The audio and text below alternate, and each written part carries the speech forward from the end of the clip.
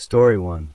Luther Jerome Williams was born on November 15, 1959, in Birmingham, Alabama. Birmingham is a large city in the southern part of the United States. Luther was born into a poor family. His mother and father did not have much money. Luther's mother left him when he was very young. She moved away and did not take Luther with her. Luther did not know why his mother left. After she was gone, Luther went to live with his maternal grandmother. His grandmother took care of him as best she could. Luther never knew his father. His father left the family when Luther was only 2 years old. Luther never saw his father again after that. He grew up without a father in his life. When Luther was 7 years old, his grandmother died. This was a hard time for him. He had no parents, and now his grandmother was gone. After her death, Luther went to live with his aunt. His aunt's name was Laura Wilkins. She agreed to take care of him. Living with his aunt was not easy. Laura Wilkins did not always let Luther stay inside the house. Sometimes she would lock him out of the house for 2 or 3 days at a time. When she locked him out, Luther had to find places to sleep. He would stay at friends' houses in the neighborhood. He also spent time on the streets. From about age 9 to age 12, Luther was mostly on his own. He came and went without any adult watching him. He did not have a stable home. He did not have regular meals or a regular place to sleep. He learned to survive by himself. Luther did not do well in school. He fell behind other children his age. His grades were low. He did not pay attention in class. By the time he was a teenager, he was years behind where he should have been in reading and math. School was hard for him because he had no one at home to help him. When Luther was around 16 years old, he started using drugs and alcohol. He drank alcohol often. He also used illegal drugs. He continued using drugs and alcohol for many years after that. His drug and alcohol use became a habit that he could not stop. Luther also started getting into trouble with the law when he was young. In 1978, when he was about 18 or 19 years old, he was charged with grand larceny. Grand larceny means stealing something of significant value. The court treated him as a youthful offender for that crime. That meant his record was kept separate because he was young. In 1979, Luther was convicted of grand larceny. He was sent to the Frank Lee Youth Center. This was a facility for young offenders. He stayed there for about 4 months. Then he was transferred to Draper Prison, which was a bigger prison for adults. Later, Luther was placed in a work release program in Mobile, Alabama. Work release meant he could leave prison during the day to work at a job. But he got into trouble again. He was caught shoplifting. Because of that, he was sent back to prison. This time he went to Atmore, which is a prison in southern Alabama. In 1981, Luther was convicted of burglary in the 3rd degree. Burglary means breaking into a building to steal things. He served 2 years for that crime.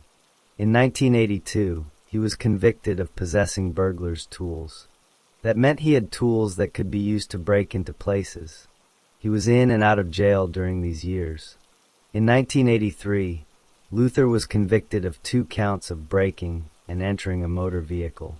That means he broke into cars to steal things. He was also convicted of another burglary in the 3rd degree. He received a split sentence for the burglary. A split sentence means part of the time in jail and part on probation. In 1984, Luther was convicted of 3 more crimes. He was convicted of receiving stolen property. He was convicted of burglary in the 3rd degree again. He was also convicted of violating the Alabama Controlled Substances Act, which means he was caught with illegal drugs. For the receiving stolen property and the burglary, he was given 2 15-year sentences. These sentences were set to run at the same time. While serving these sentences, Luther was placed in a program called Supervised Intensive Restitution, or SIR for short. This program allowed certain inmates to work in the community while being supervised. But Luther did not follow the rules. He escaped from the SIR program. After he escaped, there was a warrant out for his arrest. He was a fugitive. In the years before the crime, Luther also had other minor convictions. He was convicted of giving false information to police. He was convicted of disorderly conduct.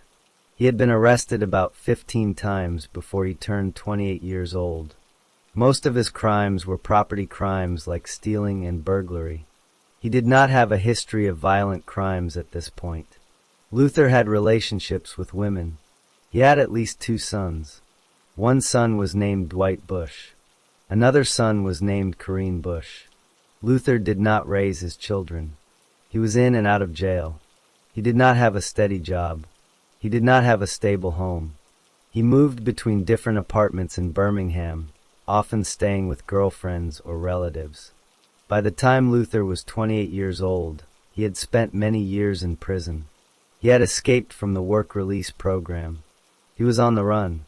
He was still using drugs and alcohol. He did not have a legal job. He did not have a place of his own. He spent time with friends who also broke the law. He was living a life of crime, moving from place to place, trying not to get caught.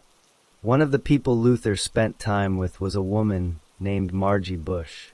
She was the grandmother of his girlfriend, Deborah Bush. Deborah Bush was also called Bootsy. Luther stayed at Margie Bush's apartment in the Smithfield Housing Project in Birmingham from time to time.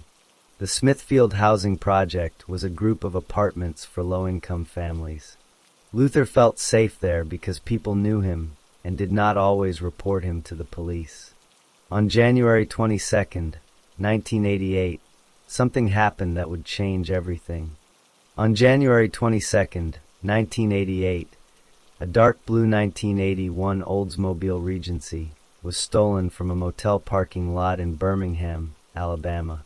The person who stole the car put it in the trunk of that car. Inside the trunk, there were several items.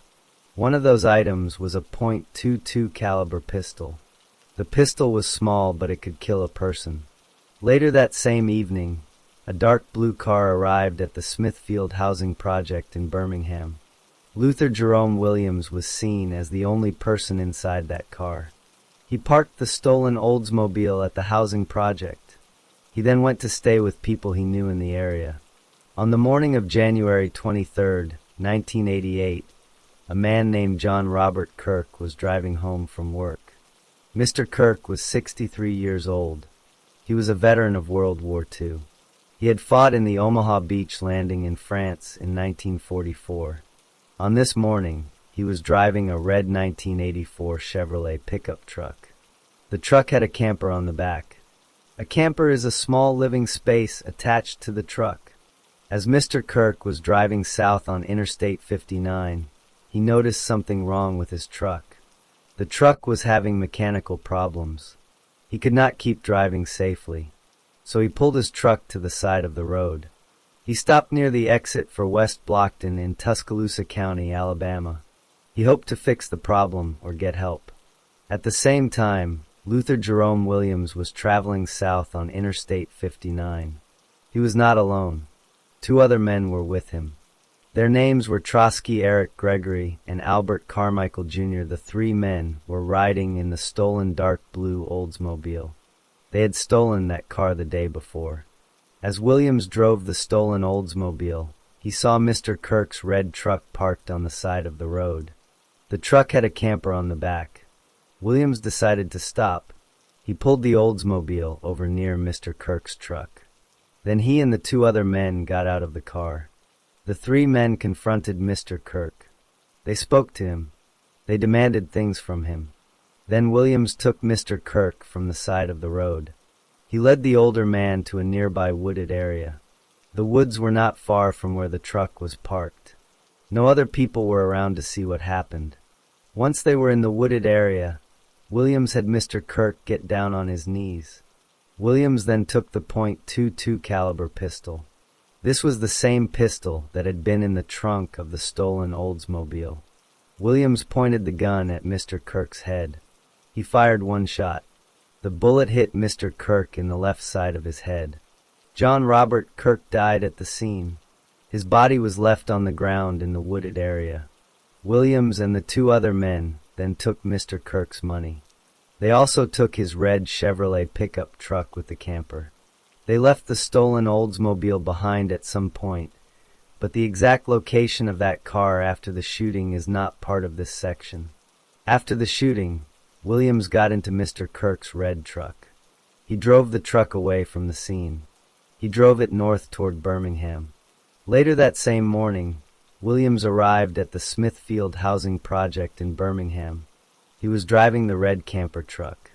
Several people at the housing project saw him driving that truck. They saw him park it.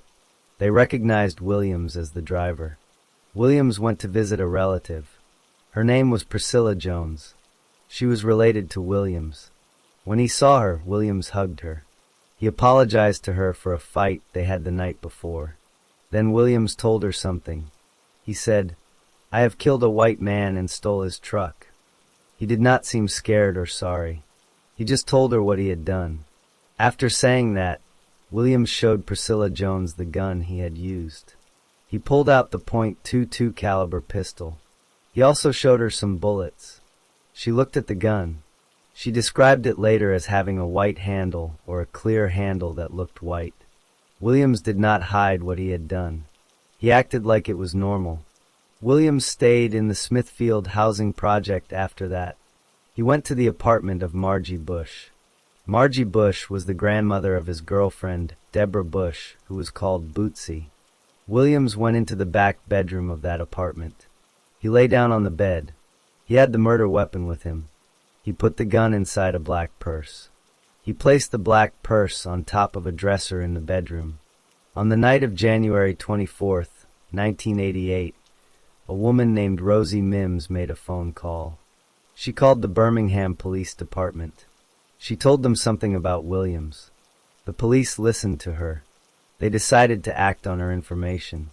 The Birmingham police went to interview Priscilla Jones. They talked to her about Luther Williams. During that interview, Priscilla Jones told the police what Williams had said to her. She told them that Williams said he had killed a white man and stolen his truck. She also told them that Williams showed her a gun with a white handle. She told the police where Williams was staying. She said he was at an apartment in the Smithfield housing project. She also told them that Williams was an escapee from the SIR program. The police checked to see if what Priscilla Jones said was true. They verified that Williams had escaped from the SIR program. They confirmed that there was still an active warrant for his arrest. Now the police had a reason to go find him. At the time the police were asking questions, no one had yet found John Robert Kirk's body. The crime had not been discovered by the public. The police did not know about the murder yet. They were only looking for Williams because he was an escaped prisoner. They did not know they were about to find a killer. The police officers went to the apartment in the Smithfield housing project. The apartment was rented by Margie Bush. The officers knocked on the door. Margie Bush opened the door. The officers asked her where Luther Williams was. They also asked where Deborah Bootsy Bush was. Margie Bush turned toward a curtain. The curtain separated the front part of the apartment from the back bedroom. She shouted for Bootsy. Bootsy came out from behind the curtain. She told the police that she did not know where Williams was at that time. But one of the police officers looked behind the curtain. He saw Luther Williams lying on the bed in the back bedroom. Williams was hiding there. The officers went into the bedroom. Williams did not come quietly. There was a struggle between Williams and the officers, but the police were able to take him into custody. They arrested him for being an escaped prisoner. After they arrested Williams, the supervising officer spoke to Margie Bush. The officer told her that they believed Williams had a gun. The officer asked Margie Bush for permission to search the apartment for the gun. Margie Bush said yes. She gave the police permission to search. During the search, Deborah Bootsy Bush spoke up. She told the police that Williams had hidden the gun in the bedroom. The police looked in the bedroom. They found a black purse on top of the dresser. They opened the purse. Inside the purse was the .22 caliber pistol. This was the same gun that had been in the trunk of the stolen Oldsmobile. This was the gun used to shoot John Robert Kirk in the head. The police took the gun as evidence. They did not yet know that Mr. Kirk had been murdered. They only knew they had found a gun in the apartment where Williams was arrested. They would soon learn about the body on the side of Interstate 59. At this point, the police had arrested Williams for being an escaped prisoner. They had found a pistol in his girlfriend's purse. But no one had yet connected Williams to a murder. The body of John Robert Kirk was still lying in the wooded area near the West Blockton exit. No one had found him yet. The crime had not been discovered. That discovery would come soon, but not yet. After Luther Jerome Williams was arrested at the Smithfield Housing Project, the police still did not know about the murder. They had arrested him for escaping from the SIR program. They had found a .22 caliber pistol inside a black purse. But they did not yet know that a man had been shot. On January 23, 1988, the same day as the shooting, someone found the body of John Robert Kirk. He was discovered in the wooded area near the West Blockton exit on Interstate 59 in Tuscaloosa County. The person who found him called the police. Officers arrived at the scene. They saw an older white male lying on the ground. He had a gunshot wound to the left side of his head. He was dead. The Tuscaloosa County Police began to investigate. They looked at the scene.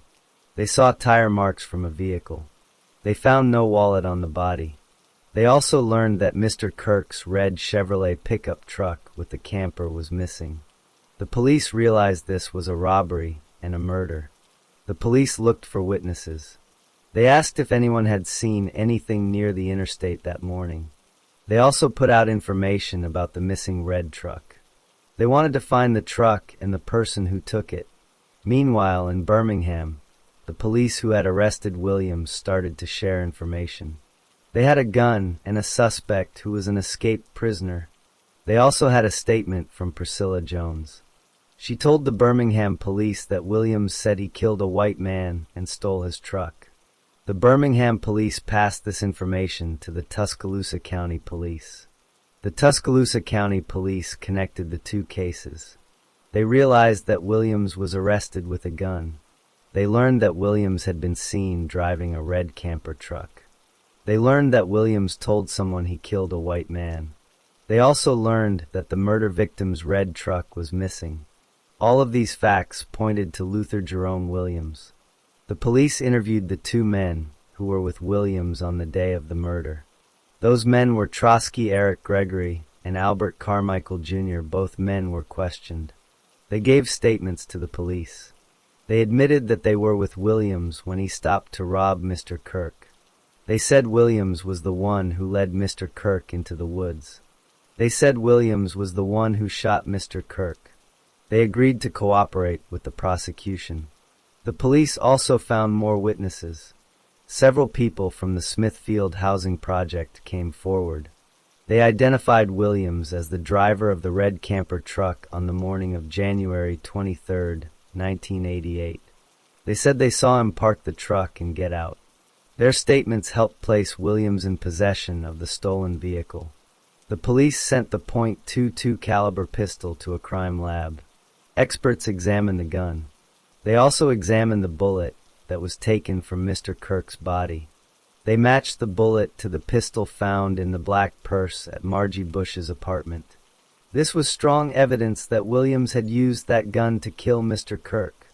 On April 29, 1988, a grand jury in Tuscaloosa County indicted Luther Jerome Williams for capital murder. The charge was intentional murder during the course of a robbery. Under Alabama law, this crime could be punished by death. After the indictment, Williams asked to be sent to a mental facility. He wanted doctors to see if he was mentally able to stand trial. The court sent him to the Taylor Hardin Secure Medical Facility. Doctors evaluated him for several months. While he was there, Williams made a statement to someone. He said, "I have killed one white mother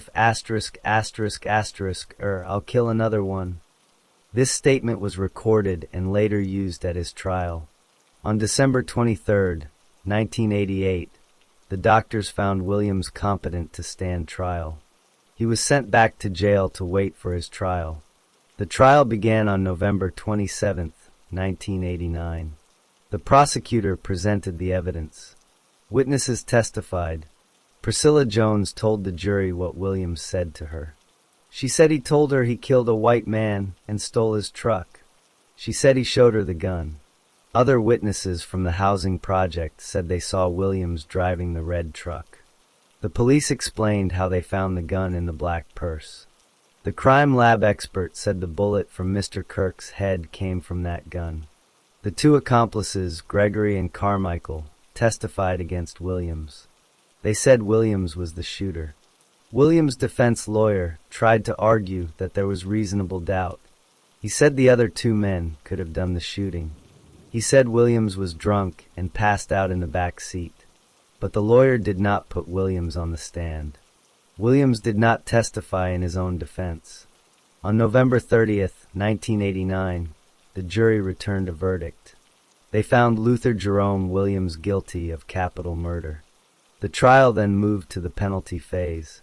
The jury had to decide if Williams should get life in prison without parole or the death penalty. In the penalty phase, the defense presented witnesses. A social worker named Dr. Raymond Sumrall testified. He said Williams had a bad childhood.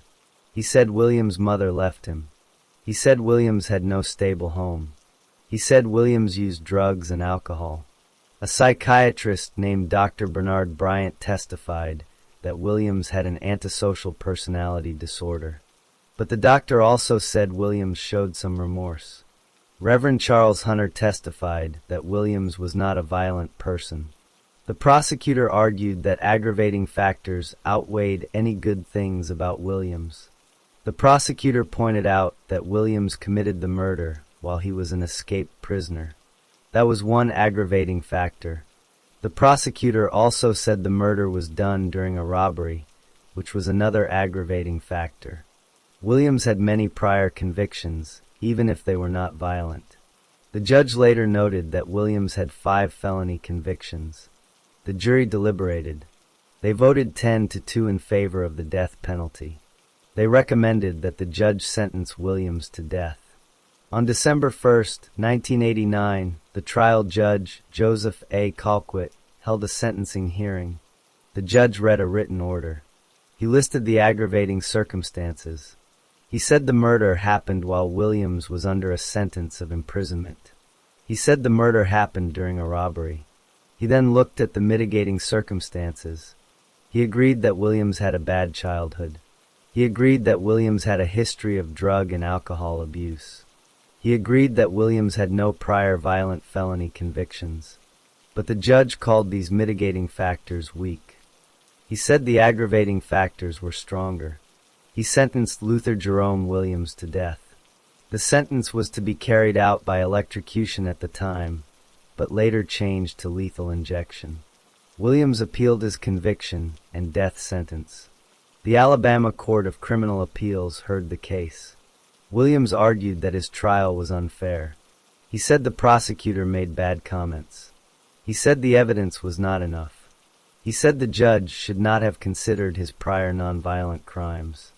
On June 14, 1991, the appeals court affirmed the conviction and death sentence. The court said the evidence was strong. The court said the judge followed the law. Williams then appealed to the Alabama Supreme Court. That court denied his request to hear the case. He then appealed to the United States Supreme Court. On November 2, 1992, the U.S. Supreme Court refused to hear the case. His direct appeals were over. Williams then filed a post-conviction petition under Rule 32 of the Alabama Rules of Criminal Procedure. He claimed his trial lawyer was ineffective. He said his lawyer did not investigate enough. He said the lawyer did not find witnesses who could have helped. The trial court held a hearing on this petition. Witnesses testified, including Williams' sister and others. But the judge denied the petition. The Alabama Court of Criminal Appeals affirmed that denial. The Alabama Supreme Court refused to hear it again. Williams then filed a petition for habeas corpus in federal court. A habeas corpus petition asks a federal judge to review a state conviction. Williams argued that his lawyer was ineffective and that his mental problems were not properly considered. The federal district court denied his petition. He appealed to the 11th Circuit Court of Appeals. On August 15, 2006, the 11th Circuit affirmed the denial of relief. The court said his lawyers did a reasonable job.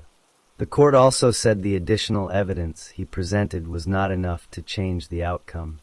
Williams kept filing appeals. He asked the U.S. Supreme Court to stop his execution. He argued that lethal injection was cruel and unusual punishment. He also argued that his mental status was never fully evaluated. On August 23, 2007, the U.S. Supreme Court voted 5-4 to deny his request for a stay of execution. The court said the execution could go forward. Governor Bob Riley of Alabama also received a request to stop the execution. Williams' lawyers asked the governor for a delay. They wanted to wait for a federal judge to rule on whether lethal injection was cruel. Governor Riley refused. He issued a statement saying there was no reason to delay. He said Williams committed a random, cold-blooded crime almost 20 years earlier. On August 23, 2007, the day of the execution, Williams was moved to the death watch cell at Holman Correctional Facility in Atmore, Alabama. That morning, he ate breakfast. For lunch, he requested a Coca-Cola and a hamburger from the vending machine.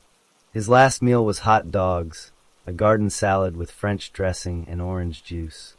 Earlier that week, Williams had met his youngest son for the first time.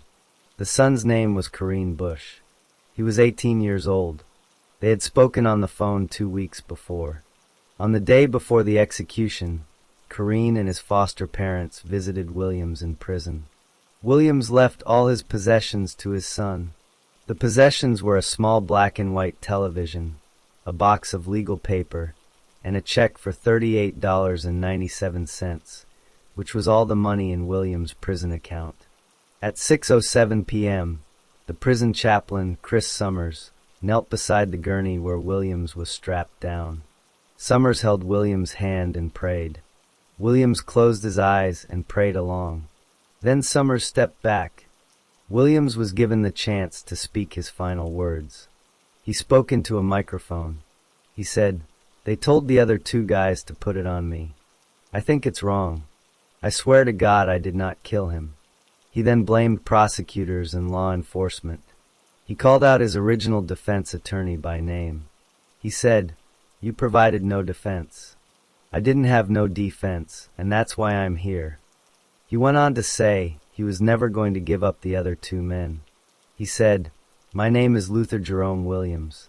I ain't no black little rat." After his final words, the lethal injection was administered. The drugs flowed into his body. He breathed deeply. Then his hand lost its grip on the chaplain's hand. His head tilted to the left. His mouth opened slightly.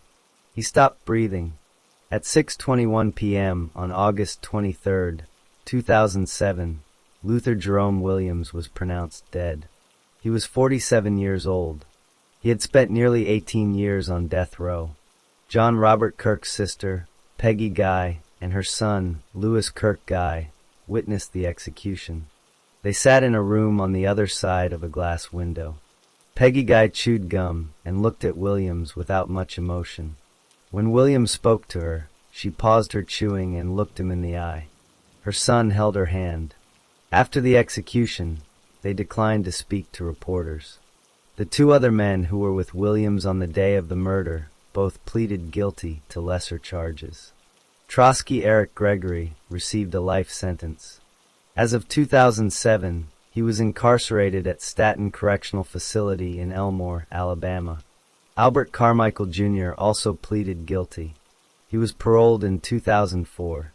Williams maintained until his death that he did not kill Mr. Kirk and that the other 2 men were the shooters. But the evidence and the jury's verdict said otherwise. John Robert Kirk was a 63-year-old World War II veteran who had survived the Omaha Beach landing in Normandy, France, in 1944. He was driving home from work when his truck broke down. He stopped to get help. Instead, he was robbed, led into the woods, and shot in the head.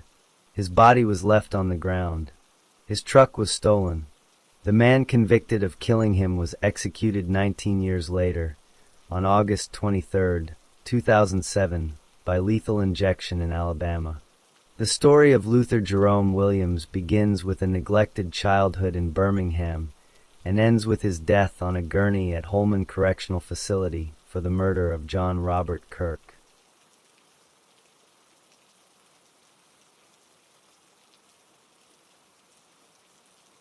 Story 2. DeRoyce Lamont Mosley was born on October 16, 1974 in Kilgore, Texas. Kilgore is a small town in East Texas. At the time of his birth, his mother Charlene Mosley Jackson was only 14 years old. She was not married. DeRoyce did not know who his father was. His mother had a drug problem. She used drugs as a teenager and continued to use them as she got older. Charlene had 4 more children after DeRoyce. She spent much of her time away from home. She moved from one man to another. Sometimes she would leave home for 2 or 3 days at a time.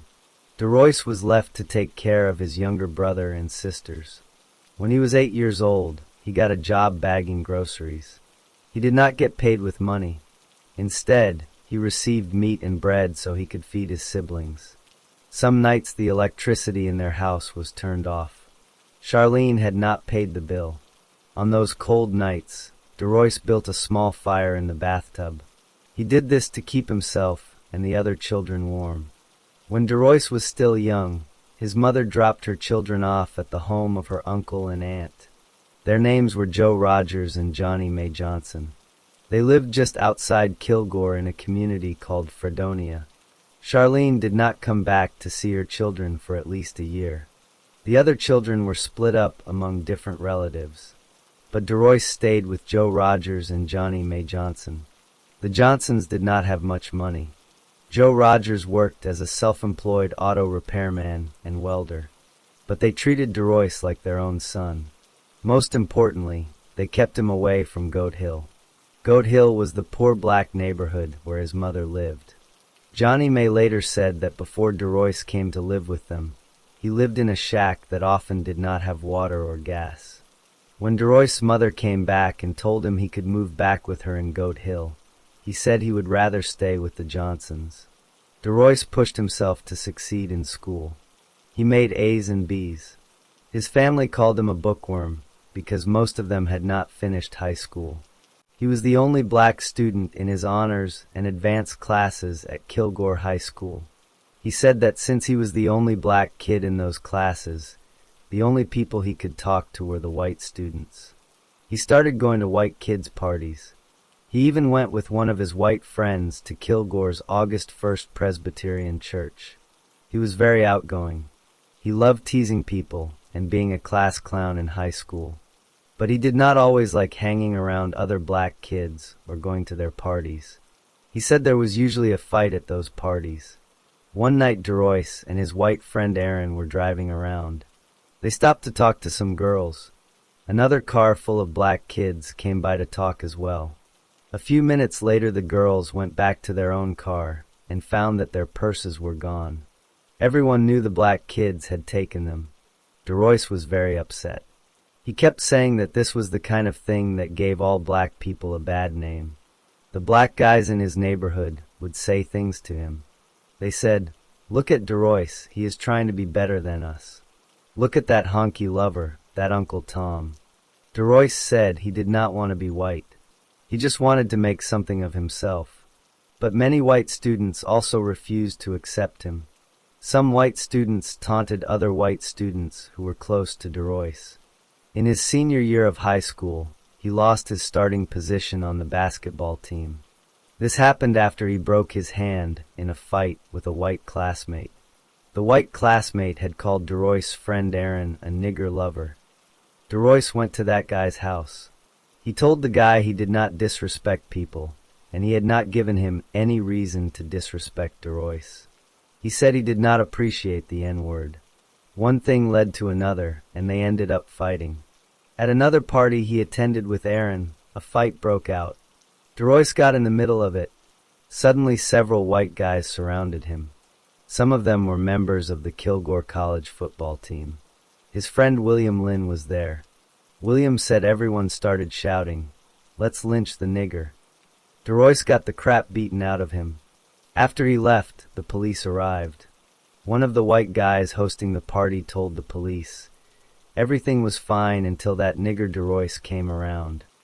When asked about his exposure to racism in Kilgore, DeRoyce shrugged as if it was of little importance to him.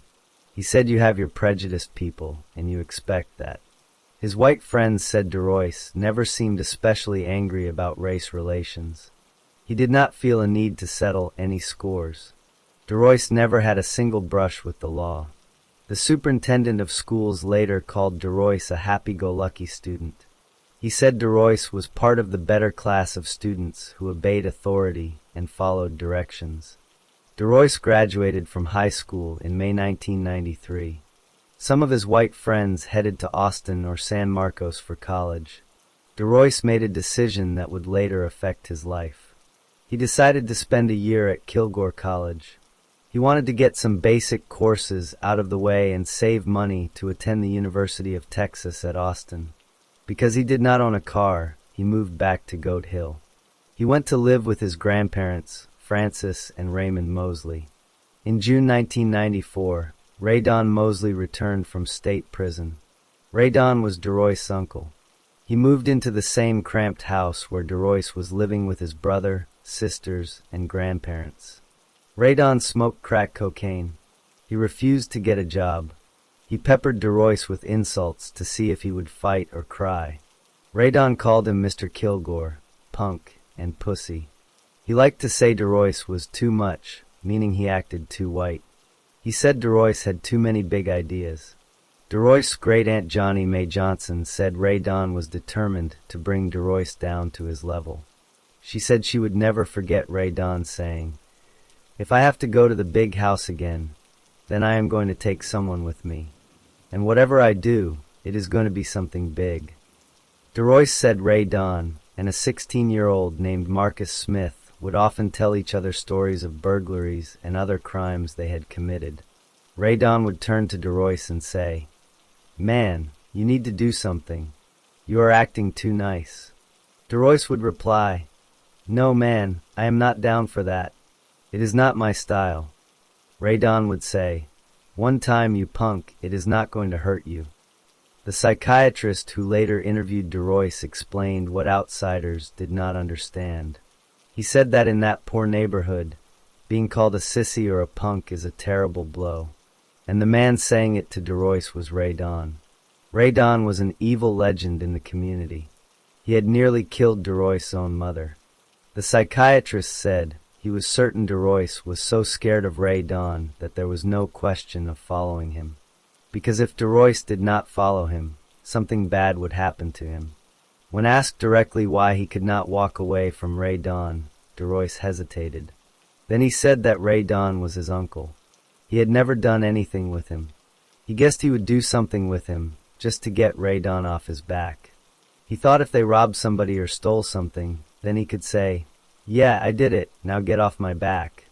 You cannot say I have not done it before.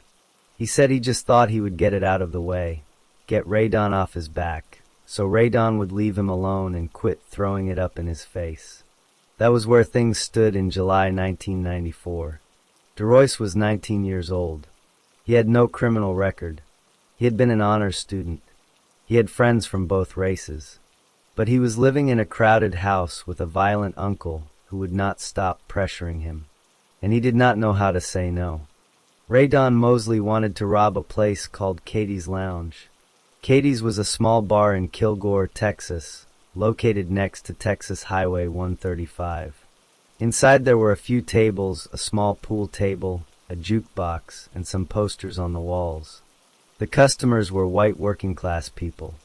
The owner was a woman named Katie Moore. The night waitress was a 32-year-old woman named Sandra Cash. She was paid $30 a night to serve beer. Radon talked about robbing Katie's many times. He told people in the Goat Hill neighborhood that he wanted to either burn Katie's down or shoot the people inside. He said he wanted to rob all those prejudiced people at Katie's. DeRoyce later said that neither Radon nor Marcus Smith said anything to him about shooting anyone when they planned the robbery. DeRoyce said he made it clear he was not going to participate actively. He told them, "If y'all grab the money, that is just you doing it. I will just be there." On the night of July 21st, 1994, Radon showed up at Christopher Cabot Smith's house with a .380 semi-automatic pistol. He had bought the gun from a 15-year-old crack dealer. He showed it to Marcus Smith and DeRoyce. Marcus later told investigators that DeRoyce said to Radon, "We are going to chill."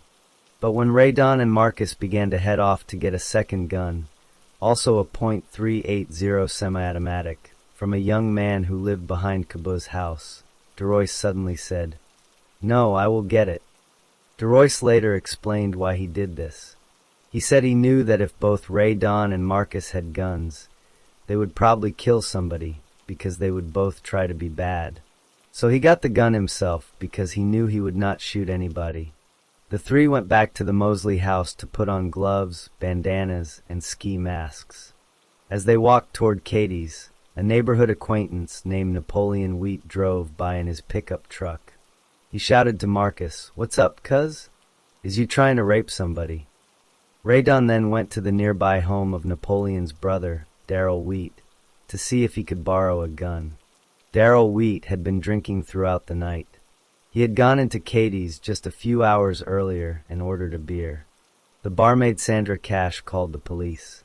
The police came and took Darrell outside and asked him what he was doing there. A few minutes later, Darrell left. Back at his house, Darrell told Radon he did not have a gun. Radon, DeRoyce, and Marcus then headed toward Katie's. According to one of DeRoyce's statements, he kept begging off because he was scared. He said too many people in the neighborhood knew what they were going to do. Radon and Marcus started cursing him and calling him a damn punk. DeRoyce said, "I ain't no punk, I am just scared." They said, Nah, we said we was going to do this. We was all in this together." When they got to Katie's, Radon was in front. He told Marcus to bring up the rear so DeRoyce would not run off. At approximately 11:45 p.m., Sandra Cash was closing up for the evening. She was placing the night's receipts into a fishing tackle box that Katie's used to store money. The box contained about $308 in cash. For customers were still in the lounge, keeping her company. They were Patricia Coulter, a 54-year-old Walmart employee, her husband Dwayne Coulter, a 44-year-old worker at a ceramic company, Lova Congleton, a 68-year-old retiree, and Alvin Buddy Waller, a 54-year-old oil well worker. Sandra Cash looked out the window and saw two men walking up. She joked that she would have to make the men mad because she had already closed everything up. Suddenly, the door was kicked open. Two men wearing ski masks burst in. They were brandishing handguns. The first man through the door approached Sandra Cash. He said, "Give me the money, you white bitch." Sandra slid the tackle box toward him. As she slid the box, the man shot her. The bullet hit her hand as she tried to shield her face. The bullet went through her hand. Then the man shot her again in the stomach. Sandra fell to the floor. She had a total of 9 holes in her body from approximately 3 to 6 bullets. The most serious wound went across her upper body. It perforated both lungs and went through her spinal cord. Sandra Cash would survive, but she was permanently paralyzed from the chest down. Despite her injuries and the shock she was in, Sandra managed to call 911. She rasped, "Please help me. I am choking." Then DeRoyce Mosley shot the 4 customers. Patricia Coulter and Dwayne Coulter were each shot once in the back of the head. They were found face down near the front door. Blood from their heads was seeping into the carpet. Lova Congleton was also shot once in the back of the head. She had tried to hide under the pool table. The killer walked to the pool table, bent down, and shot her where she was. Alvin Buddy Waller was shot 3 times. He was shot once in the thigh, once in the back of the head, and once through his left eye. There was gunpowder on Waller's face. This meant the killer had put the gun directly against his eye before pulling the trigger. Any one of the 3 wounds would have been fatal. All 4 customers died at the scene. Forensics later showed that the gun used to shoot Sandra Cash was not the same gun used to shoot the 4 customers. 2 different weapons were used. DeRoyce later gave a detailed confession about what happened inside Katie's. He said Ray Don went in first and told everybody to get down. They were still sitting up in the chairs. DeRoyce heard a shot. The people looked at him, and it scared him. He shot a lady at the table. He was about 5 feet from her. He shot her in the back of the head. Another lady got up and ran. Ray Don told DeRoyce to kill them. Ray Don told him to shoot them or get shot. When DeRoyce looked at Ray Don was pointing his gun at DeRoyce. Ray Don said this after DeRoyce had already shot the first lady. Then DeRoyce shot a man who was sitting by the first lady he shot. He was about the same distance away. By this time the lady who ran had gotten under the pool table. DeRoyce told the lady to get out from under the pool table. Ray Don said, "Fuck that, shoot her." Then DeRoyce shot the lady under the pool table twice in the head. He bent down next to the pool table and shot her twice. Then Ray Don was behind the bar and had shot behind there. DeRoyce came from around the pool table, and another man was by the bar. The man got up and was coming toward DeRoyce with a pool stick. Ray Don said, "Shoot him, boy, shoot him." DeRoyce turned his head away and shot 3 times. The man fell after DeRoyce shot 3 times.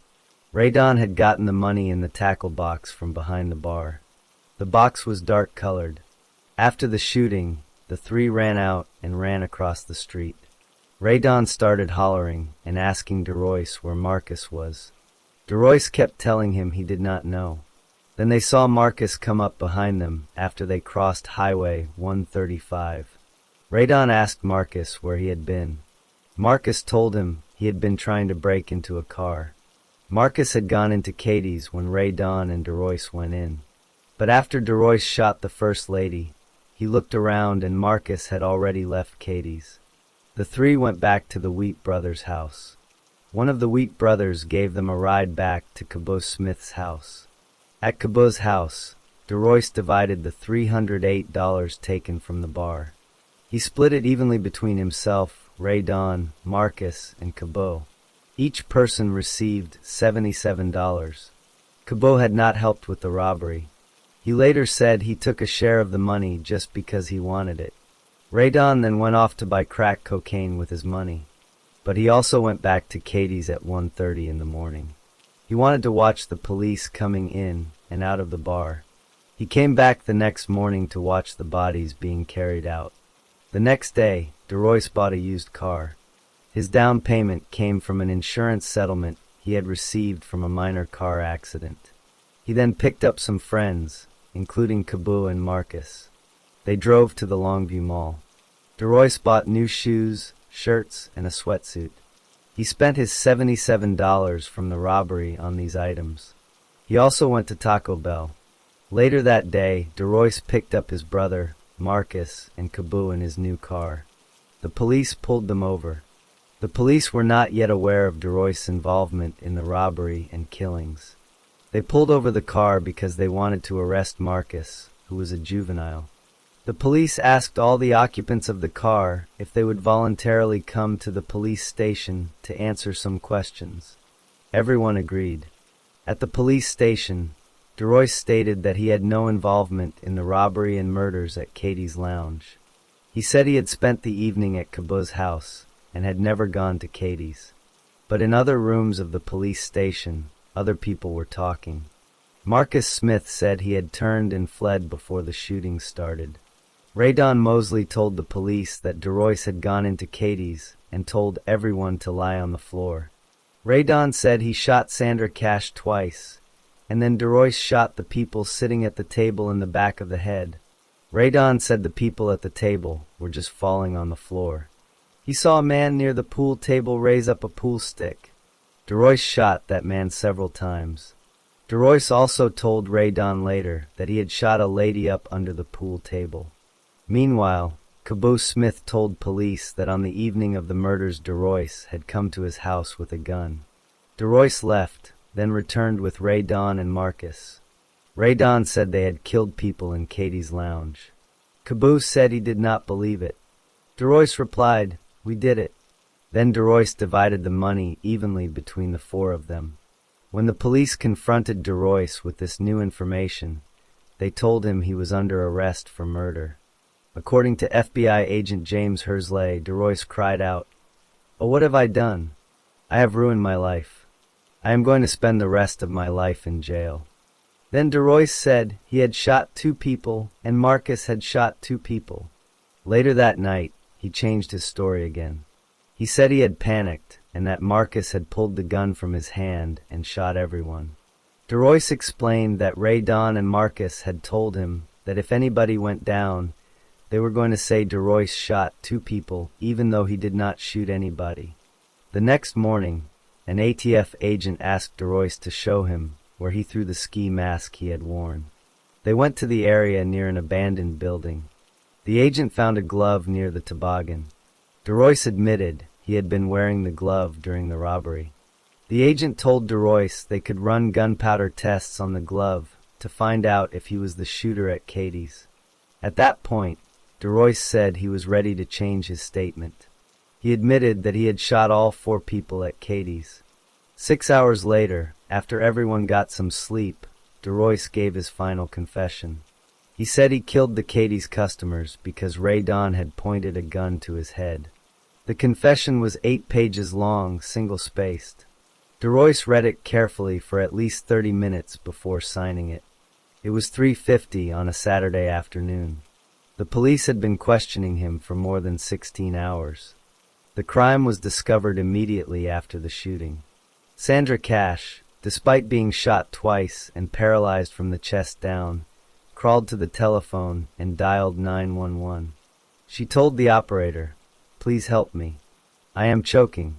Police and emergency medical services arrived at Katie's lounge shortly thereafter. They found the bodies of Patricia Coulter, Dwayne Coulter, Lova Congleton, and Alvin Waller on the floor. Sandra Cash was still alive. She was removed by EMS and taken to a hospital. The police secured the scene. Officers and agents arrived from the Federal Bureau of Investigation, the Bureau of Alcohol, Tobacco and Firearms, the Texas Rangers, the Department of Public Safety's Mobile Crime Laboratory, 2 sheriff's departments, and the Kilgore Police Department. The mayor came. The local press also arrived. Investigators began collecting evidence. They recovered bullets from the bodies of Patricia Coulter, Dwayne Coulter, and Alvin Waller. They also recovered bullets from behind the bar where Sandra Cash had been shot. Forensic testing later showed that the gun used to shoot Cash was different from the gun used to shoot the 4 customers. The police started asking questions in the neighborhood. Ricky Wheat lived across the street from Katie's lounge. He told police that on the night of the murders, Ray Don Mosley, DeRoyce Mosley, and Marcus Smith had come to his property. Ray Don had a pistol. He said there was some money in the area, and he had to have it. The 3 left and returned about 30 minutes later with a tackle box. Ray Don said he had shot someone over at Katie's lounge. This information gave the police their first lead. Another tip came from Christopher Caboose Smith. Caboose was DeRoyce's best friend and Marcus Smith's cousin. He told police that on the night of the murders, DeRoyce came to his house with a gun. DeRoyce left, then returned with Ray Don and Marcus. Ray Don said they had killed people in Katie's lounge. Caboose did not believe him. DeRoyce then said, "We did it." DeRoyce divided the money from the tackle box evenly between himself, Caboose, Ray Don, and Marcus. Each received $77. On July 22, 1994, the police pulled over a car driven by DeRoyce Mosley. They wanted to arrest Marcus Smith, who was a 16-year-old juvenile. At that time, The police did not know that DeRoyce was involved in the robbery and murders. The police asked all the occupants of the car if they would voluntarily come to the police station to answer questions. Everyone agreed. At the police station, DeRoyce first said he had nothing to do with the crime. He said he had spent the evening at Kabu's house.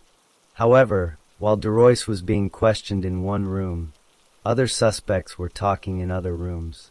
Marcus Smith and Raydon Mosley gave statements to the police. Based on the information the police received, they arrested DeRoyce that same evening. When an FBI agent told DeRoyce he was under arrest for murder, DeRoyce cried out, "Oh, what have I done? I have ruined my life. I am going to spend the rest of my life in jail." He then made several statements. In one statement, he said he shot 2 people. In another, he said Marcus shot everyone. Finally, after an ATF agent told DeRoyce that tests could detect gunpowder residue on his glove, DeRoyce admitted he shot all 4 customers. He gave a detailed written confession. He read the 8-page, single-spaced confession for at least 30 minutes before signing it. The confession was obtained after more than 16 hours of questioning. The police recovered the toboggan and glove that DeRoyce had worn. They also recovered the .380 automatic pistol that DeRoyce had borrowed from a neighbor.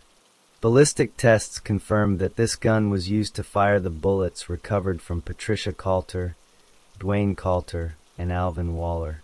Bloodstain pattern experts testified that 2 different shooters fired 2 different weapons. One shooter killed the 4 customers. The other shooter shot Sandra Cash. DeRoyce Mosley was indicted for the capital murder of Patricia Coulter on August 4, 1994. The indictment stated that the murder was committed during the course of robbing Sandra Cash. The trial began in October 1995 in Gregg County, Texas. The jury was made up of 11 white people and 1 black person. The prosecutor told the jury that DeRoyce's confession was strong evidence. The defense argued that the confession was unreliable. They said DeRoyce had been questioned for many hours without a lawyer. They also said he was scared of his uncle Raydon. The defense brought in a psychiatrist and a psychologist who said DeRoyce's personality did not fit that of a mass murderer. Christopher Kabu Smith was brought to the witness stand in his wheelchair. He testified that DeRoyce came back to his house after the shootings and said, "We did it." Kabu also said DeRoyce told him he had shot the woman under the pool table. Kabu said DeRoyce never told him that Raydon had threatened or intimidated him. The defense tried to present testimony that Raydon Mosley was the real killer. But the judge ruled that Raydon was not on trial, and much of that testimony was not allowed. On October 28, 1995, the jury found DeRoyce Mosley guilty of capital murder. The same day, the penalty phase of the trial began. The jury had to decide whether DeRoyce would receive life in prison or the death penalty. They had to answer 2 special issues: whether DeRoyce would be a future danger to society, and whether there were enough mitigating circumstances to give him life instead of death. The prosecutor called a high school history teacher who said DeRoyce had been disruptive in her class. The defense called other teachers who said he was not a discipline problem. The jury deliberated for one afternoon. They determined that DeRoyce would be a constant and violent threat to society. They found no mitigating circumstances to justify a life sentence. On November 3, 1995, Judge Alvin Curry sentenced DeRoyce Mosley to death. When the judge announced the sentence, DeRoyce mouthed the word "what?" His mother Charlene rose, then collapsed on the floor, her body convulsing. DeRoyce appealed his case. The Texas Court of Criminal Appeals affirmed his conviction and sentence in 1998. He filed a federal habeas corpus petition. The U.S. District Court denied it. The Fifth U.S. Circuit Court of Appeals affirmed the denial in 2004. The U.S. Supreme Court denied his petitions multiple times. Raydon Mosley, DeRoyce's uncle, had a prior criminal record including theft, trespassing, and interfering with police apprehension. He was on parole at the time of the murders. Radon pleaded guilty to murder. He was sentenced to life in prison. Marcus Smith, the 16-year-old who left before the shooting started, was given a 2-year sentence in a juvenile facility. On August 28, 2007, DeRoyce Lamont Mosley was executed by lethal injection at the state prison in Huntsville, Texas. His execution was delayed for about 5 hours while the U.S. Supreme Court considered his final appeal.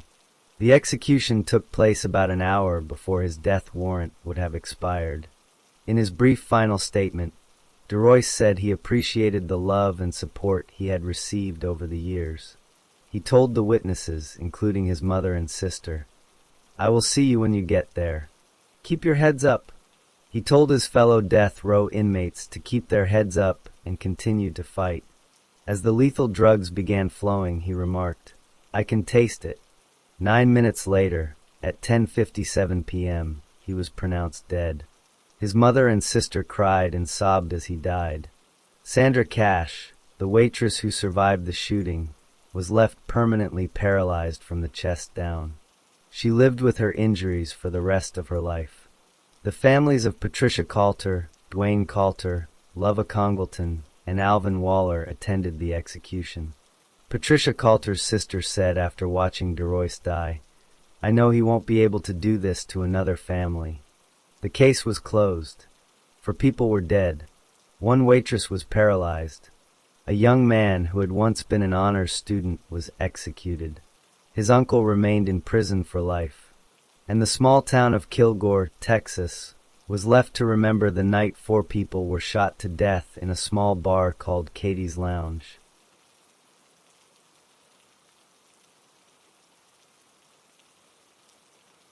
Story 3. John Joe Amador was born on May 29, 1975, in Behar County, Texas. His family was Hispanic. His mother was described by those who knew her as unstable. His father was sent to prison at some point during John's childhood, so John did not grow up with his father in the home. Because his mother had trouble caring for him and his father was not around, John moved around during his early years. He attended school, but only completed 11 years of formal education. He did not finish high school. When John was a teenager, his mother married a new husband. This man became John's stepfather. According to later statements from John, the stepfather sexually and physically abused him. The abuse went on for years. John became very angry because of what was done to him. He started to use alcohol and drugs heavily. He also began to get into trouble. When John was 16 years old, he was living in California with his mother and stepfather. One day, his stepfather was stabbed and killed. John admitted that he helped kill his stepfather. He did not claim to be the only person involved. The police found his fingerprints at the scene. John later confessed that he was drunk and high on drugs at the time of the stabbing. He said he felt responsible for his stepfather's death. The court in California charged John as an accessory after the fact to murder. He pleaded guilty to that charge. He was sent to a youth prison in California because he was only 16. He served 3 years there. While in the youth prison, John had time to think about his life. But he did not stop being angry. The abuse he suffered still affected him. He felt that people had hurt him, and he carried that rage with him. In 1993, John was released from the California youth prison on parole. Parole meant he had to follow rules and stay out of trouble, but he was free to leave prison. He decided to return to Texas. He went back to San Antonio, the area where he was born.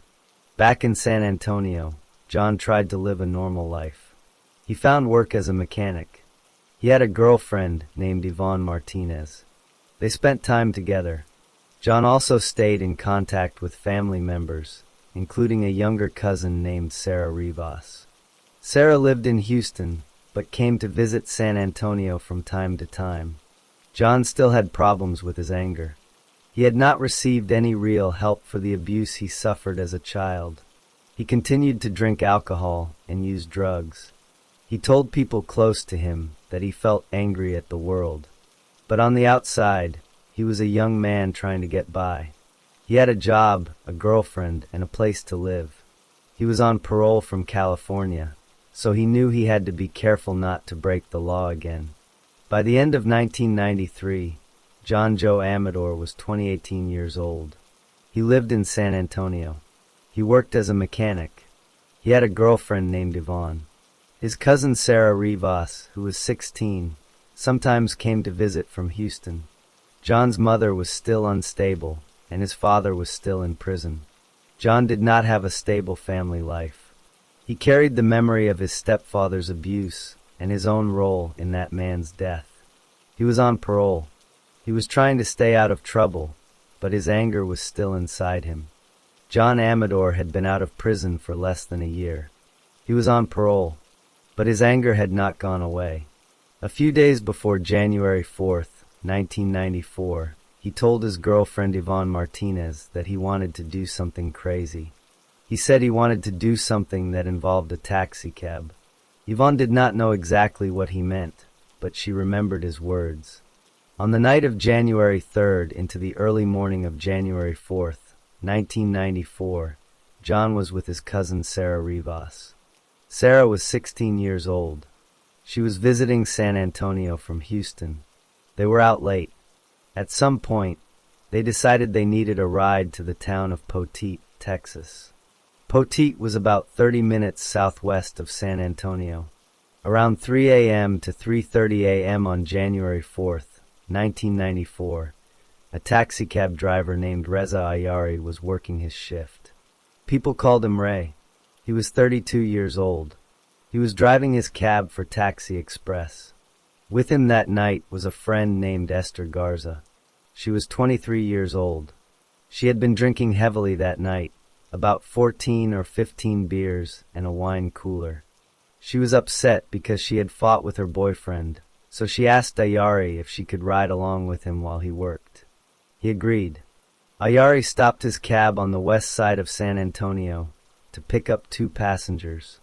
The passengers were John Joe Amador and his cousin Sarah Rivas. John got in the seat behind the driver, which was behind Ayari. Sarah got in the seat behind the front passenger, which was behind Esther Garza. John told Ayari he wanted to go to Poteet. Ayari said the fare would cost $20, and he needed the money in advance. John said he did not have the money with him, so he directed Ayari to a house. That house belonged to John's girlfriend, Yvonne Martinez. Ayari drove there. John got out, went to the house, and got the $20. He returned to the cab. Then they all drove toward Poteet. When they reached a rural area in South Behar County, John directed Ayari to turn down a dark street. He told Ayari to stop at a driveway that had no lights. The driveway led to a house that belonged to someone John did not know. Ayari turned into the driveway and drove toward the front of the house. The cab stopped. There was no warning. There was no argument. John Amador took out a .380 caliber handgun. He raised the gun and shot Reza Ayari in the back of the head. Ayari died immediately. Right after that, John gave an order to his cousin Sarah Rivas. He told her to shoot Esther Garza. John handed Sarah a different gun, a .25 caliber handgun.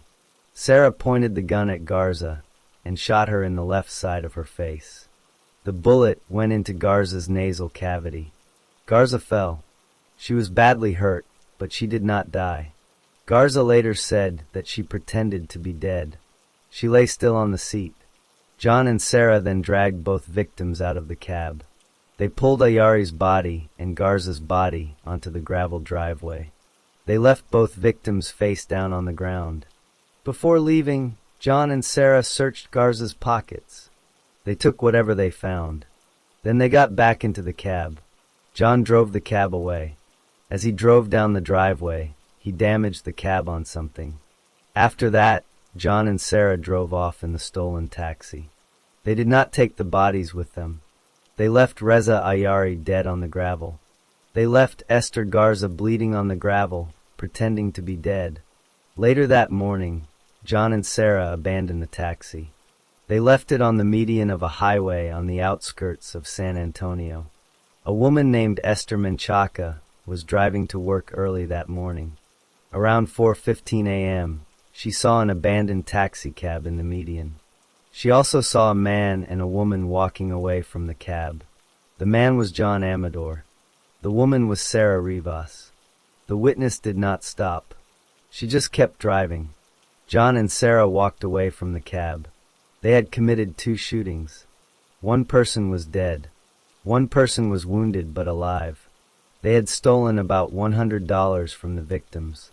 They had left the bodies on a dark driveway in Poteet, Texas. Esther Garza did not move. She kept pretending to be dead until she was sure John and Sarah were gone. Then she got up. She was bleeding heavily from her face. She found help. Police were called to the scene. They found Reza Ayari dead. They found shell casings on the ground, a .380 casing and a .25 casing. They took Garza to the hospital. Doctors removed the .25 caliber bullet from her nose. That is how the crime happened. The taxi driver was killed. The young woman was shot but lived. The guns were never found. The money was taken. The cab was abandoned. 2 witnesses, Garza and the woman driving to work, had seen things. But at that moment, no one had been arrested yet. The police had only just begun to look for the killers. The police arrived at the gravel driveway in Poteet. They found Reza Ayari dead. They found shell casings. They took Esther Garza to the hospital. Garza survived the surgery to remove the bullet from her face. She was released from the hospital on January 10, 1994. That same day, she gave a description of the male shooter to help create a sketch. She said he was about 6 feet 1 inch tall. She was wrong about the height because she had been slouched down in the cab. The police had no names yet. They put out a press release on January 4th, saying a .380 caliber gun was used. On January 24th, 1994, an anonymous caller contacted Crime Stoppers. The caller gave a tip that John Joe Amador and his girlfriend Yvonne Martinez might be involved. Police picked up Amador and Martinez from a school in San Antonio and brought them in for questioning. Both denied any involvement. While they were at the station, Detective Robert Morales drove Garza to the sheriff's department. In the car, he showed her a photo array with Martinez's picture. Garza said she knew Martinez from work, but said Martinez was definitely not the woman in the cab that night. At the station, police showed Garza a photo array of Hispanic males. She could not identify anyone. Then police did a show-up. They had Garza look through holes cut in cardboard at Amador and Martinez sitting in an office. Garza again said Martinez was not the woman. She said she did not know if Amador was the shooter. She was not certain. On February 3, 1994, police asked Garza to undergo hypnosis to help her memory. A trained investigator hypnotized her. During the session, she still described the shooter as about 6 feet 1 inch tall. A new sketch was made, but still, no positive identification of Amador. On March 16, 1994, Garza called Detective Morales. She said a friend told her that the 2 people who committed the shootings were named John Joe Amador and Sarah Rivas. The friend had overheard Yvonne Martinez talking about the crime. On March 30, 1994, police showed Garza another photo array. This time, she identified Amador as the gunman. The picture of Amador was taken on January 24th, the same day of the show-up. He was wearing the same black shirt. Garza was now certain. Arrest warrants were issued for Amador and Rivas. Amador had already left Texas. He went to California. Police arrested him in Rubidoux, California. He was brought back to Texas. Sarah Rivas was also arrested. On April 13, 1994, Rivas gave a written confession. She said Amador shot and killed the taxi driver. She said Amador ordered her to shoot Garza and handed her the gun. The next day, police told Amador that his cousin had confessed.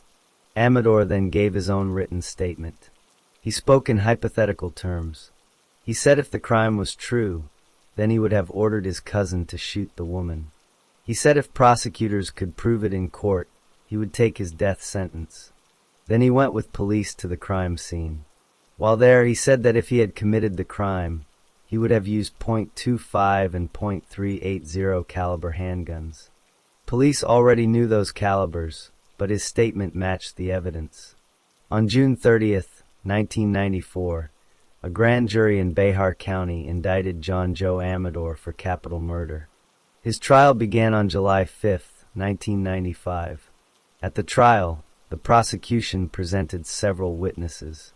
Esther Garza identified Amador in court.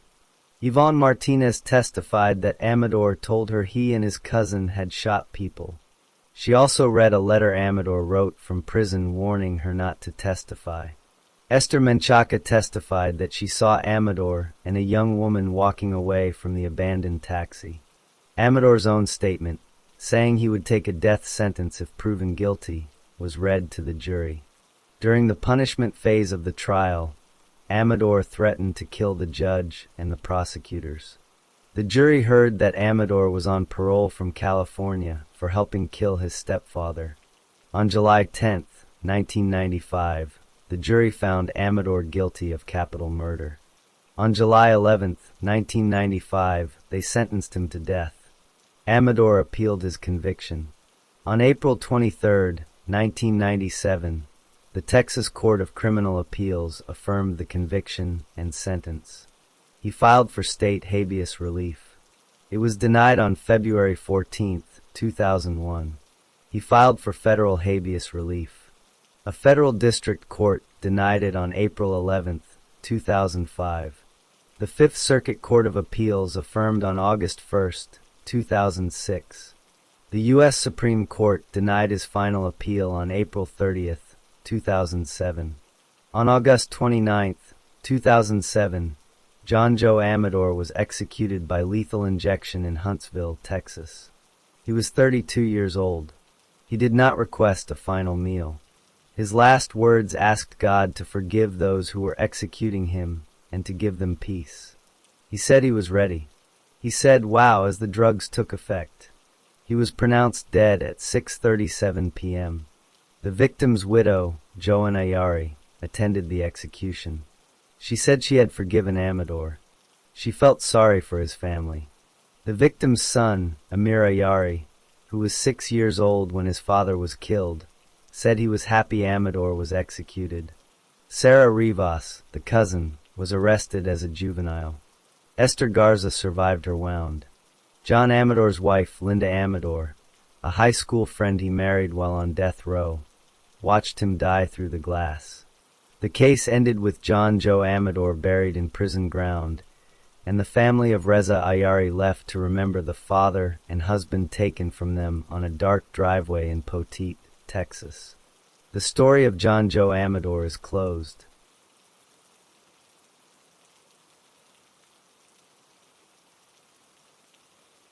Story 4.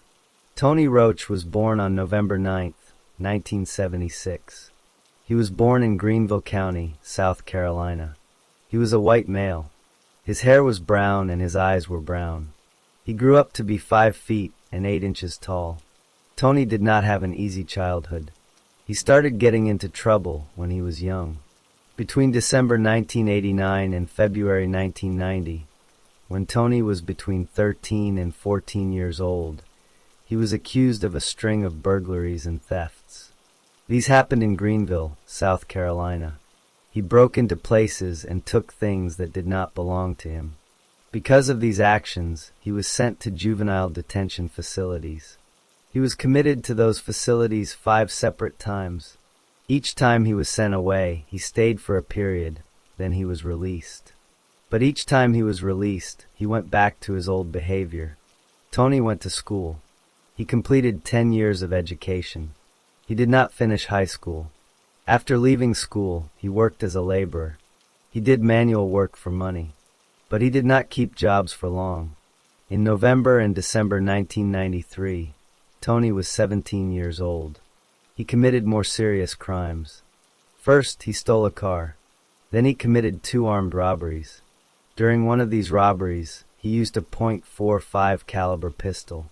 He hit a man with the gun and caused the man minor injuries. He also stole the man's vehicle. After these robberies, Tony had a girlfriend. He wanted her to go with him to Florida. When she refused, he pulled a gun on her. He pointed the gun at her head. He threatened to blow her brains out if she did not come with him. Because of these crimes, Tony was arrested. He pleaded guilty to the car theft and the 2 armed robberies. He was sentenced to 6 years in prison. The South Carolina Department of Corrections sent him to serve his sentence. He also had an assault charge for hitting the man with the gun. That was part of the same sentence. Tony served most of his sentence. He spent 5 years in prison. In February 1998, he was released on parole. Parole meant he was allowed to leave prison early, but he had to follow rules. He had to stay out of trouble. He had to report to a parole officer. But Tony did not want to follow rules. After his release, Tony went back to Greenville, South Carolina. He got a job working for a boss. He worked for a short time, but soon he stole from his boss. He took cash, a video camera, and a minivan that did not belong to him. Then he left Greenville. He drove to Jacksonville, Florida. He got another job there. But again he stole money, this time from a motel where he was staying. He took a bus from Florida and traveled west. At this point, Tony Roach was 21 years old. He had no home. He had no steady job. He had been in trouble with the law since he was a teenager. He had been in juvenile lockups 5 times. He had been in adult prison. He was now on parole. But he had already broken the rules by stealing from his boss and from the motel. He was moving from state to state. He had no plan to stop. Tony Roach took a bus from Jacksonville, Florida. He traveled west. The bus brought him to Amarillo, Texas. He arrived in Amarillo around early June 1998. He had no money. He had no place to stay. He was on parole from South Carolina, but he had already broken his parole by leaving the state and stealing. On June 5, 1998, about 3 days after arriving in Amarillo, Tony committed a violent act. He found a 71-year-old man named Carol Dosher. Mr. Dosher had only one leg. Tony robbed him. He also beat him. After the beating, Mr. Dosher had a heart attack. He died from that heart attack. Tony left the scene. Over the next few days, Tony continued committing small crimes in Amarillo. He stole food from a Kmart store. He snatched a purse from someone. He stole a radio from a car. He broke into a house and took blank checks. He cashed those checks. He was moving around the city, looking for things to steal. On June 8, 1998, Tony went to an apartment at 1216 West 11th Avenue in Amarillo. This apartment belonged to a 37-year-old white woman named Ronnie Dawn Hewitt. Her friends called her Kitten. She lived alone, but she had a fiancé and a 9-year-old daughter named Nikita. She was happy and was getting ready to get married. Tony knocked on the front door of Ronnie's apartment. No one answered, so he went to a window. He pried the window open. He crawled through the window and got inside. He did not have permission to be there. That is burglary. Once inside, Tony saw Ronnie sitting in the living room. She did not see him. She did not hear him. Tony hid. He went into the bathroom and waited. Ronnie took a shower.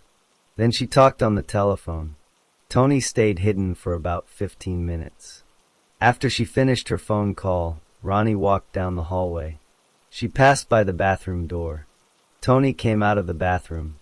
He put his hand over her mouth so she could not scream. He told her he would not hurt her.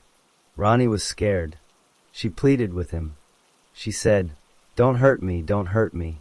She told him that she had a husband and a daughter. Tony did not stop. He pushed her into the living room. Ronnie started to fight back. She kicked him.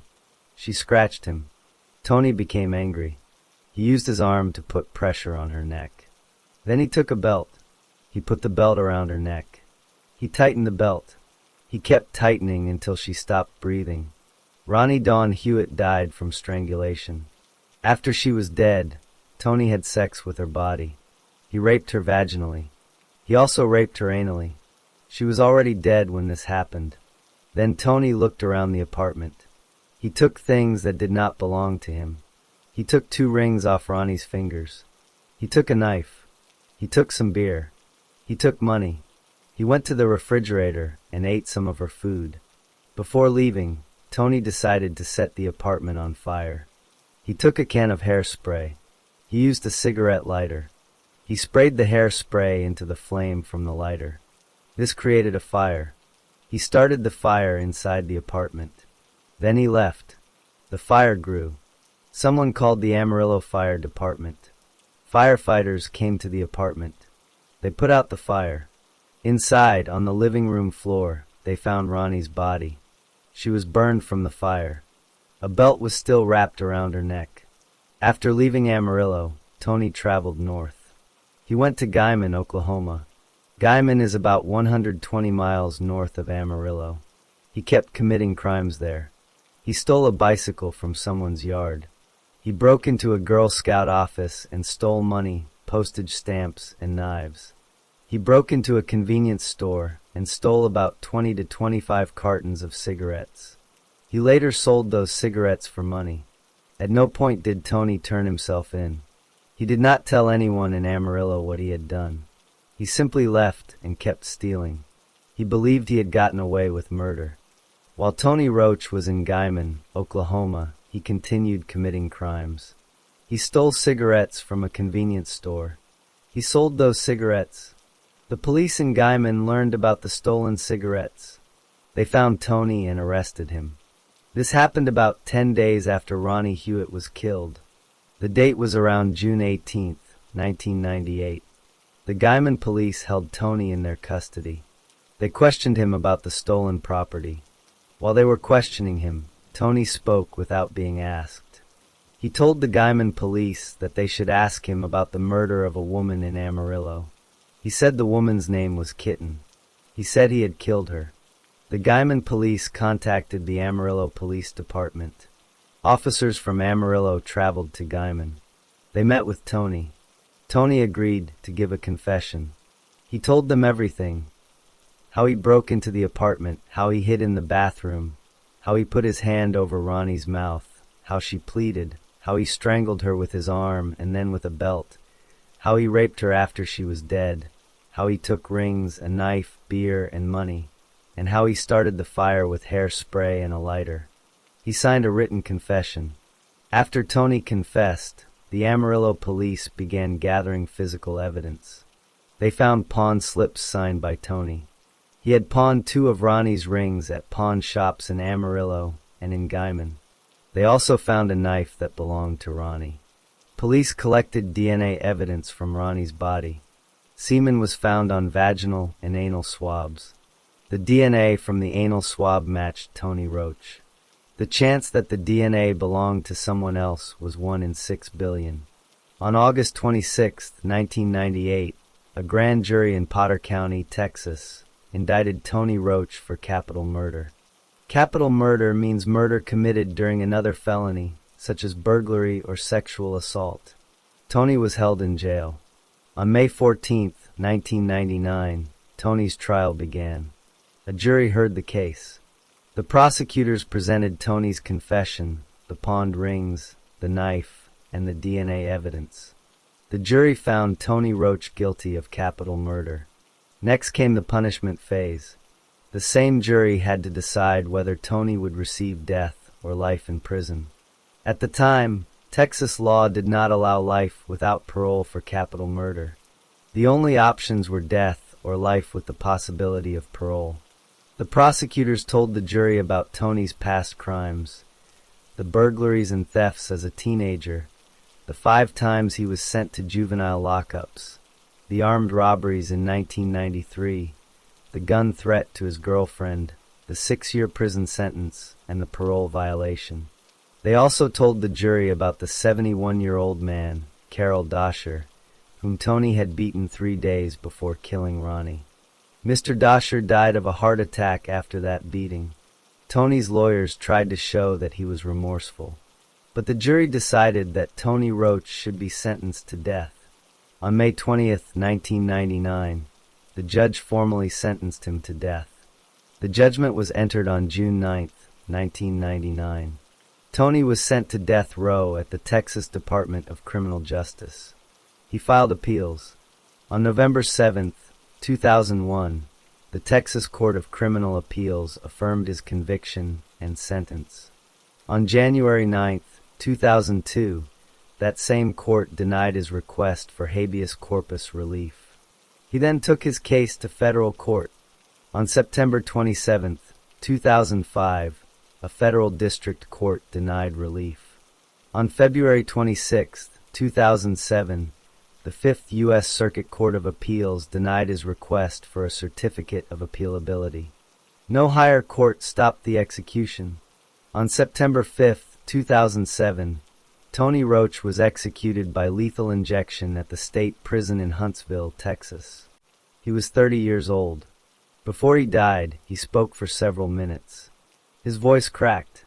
A tear came from his eye. He looked through a window at Ronnie Hewitt's fiancée and her daughter, who was now 16 years old. He asked them for forgiveness.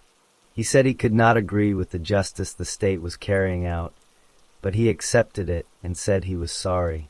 He said he had no ill will toward anyone. He left them in God's care. The lethal drugs were then injected. He was pronounced dead at 6:22 p.m. Central Standard Time. Ronnie Dawn Hewitt's daughter went to live with her grandparents in Amarillo. Her fiancé and her friends carried her memory with them. The fire, the belt, and the stolen rings became evidence in a case file that was closed. Tony Roach's body was turned over to the state for burial, and the story of his crimes and his punishment came to a full stop.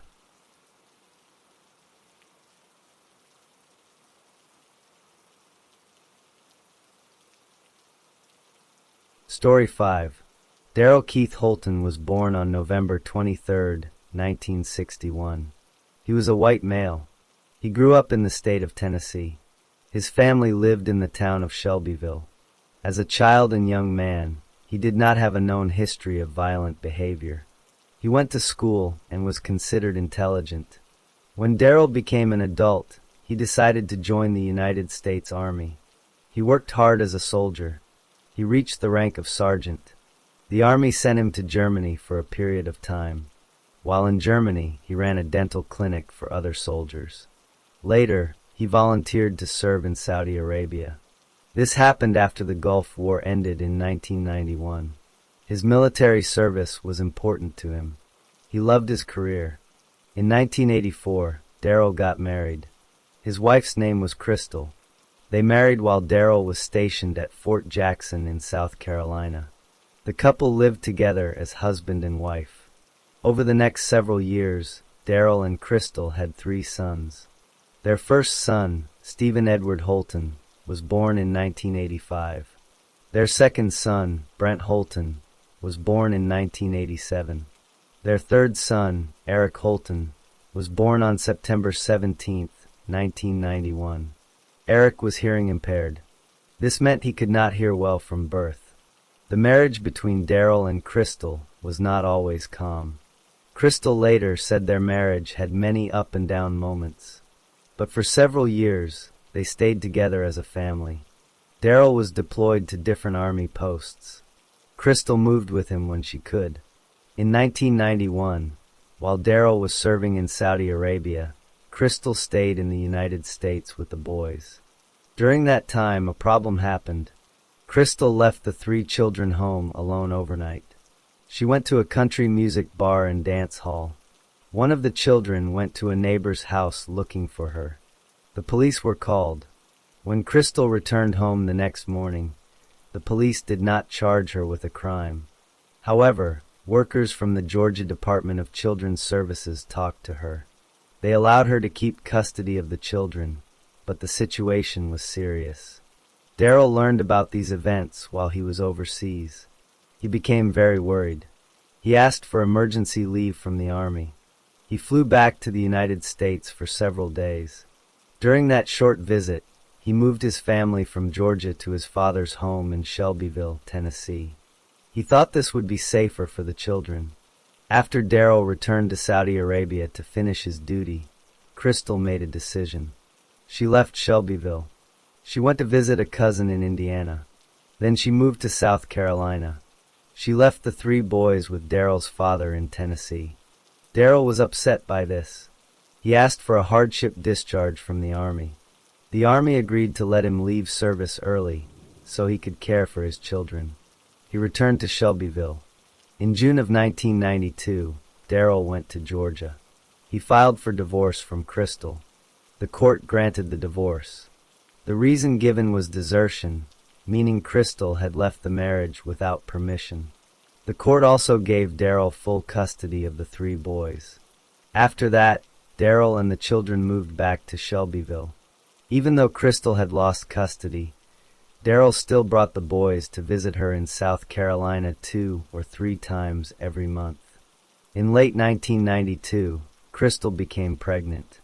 The baby was not Daryl's child. Crystal said the pregnancy was the result of a one-night stand with a black man.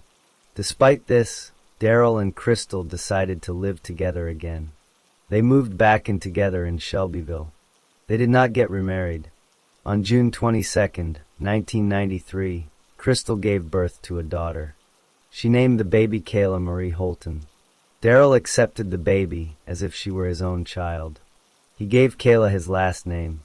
He told others that he loved her like his flesh and blood. For about 2 years, Daryl, Crystal, and the 4 children lived together as a family. But during this time, Crystal drank alcohol heavily. Daryl became angry about her drinking. On several occasions, he struck her. He told her that her drinking caused him to be violent. The fights between them became worse over time. Eventually, Crystal decided to leave. She took the 4 children and moved out. They went to a shelter for women and children. After that, they moved into public housing in Murfreesboro, Tennessee. Daryl did not know where they had gone at first. But when he found out their location, he started visiting the children every day. He later went to court and was awarded weekend visitation rights. This meant he could pick up the children on Friday and return them on Sunday. Daryl did not like where Crystal was living. He told her he was worried about the high crime rate in her neighborhood. He also complained that her apartment was not clean. Crystal admitted she was not a good housekeeper. She also accepted money from Daryl to buy alcohol. She bought several small bottles of liquor each week. Daryl gave her the money, even though he did not like her drinking. In 1995, an incident occurred. One Sunday night, Daryl was supposed to return the children to Crystal. Instead, he refused to let them get out of his car. He told Crystal that she had to get into the car if she ever wanted to see the children again. Crystal said she did not see any weapons, but she got the feeling that Daryl was armed. She refused to get in the car. Daryl then said, "Fine. You're going to regret it." He drove away with the children still in the car. Crystal immediately called the police. Daryl had a police scanner in his car. He heard the police report about the call, so he drove to the police station and surrendered the children to the officers. The children were safe and unharmed. After that incident, Daryl continued to make threats. He told Crystal that she would regret it if she ever took his children away from him. Crystal was afraid of him. She later obtained an order of protection from the court.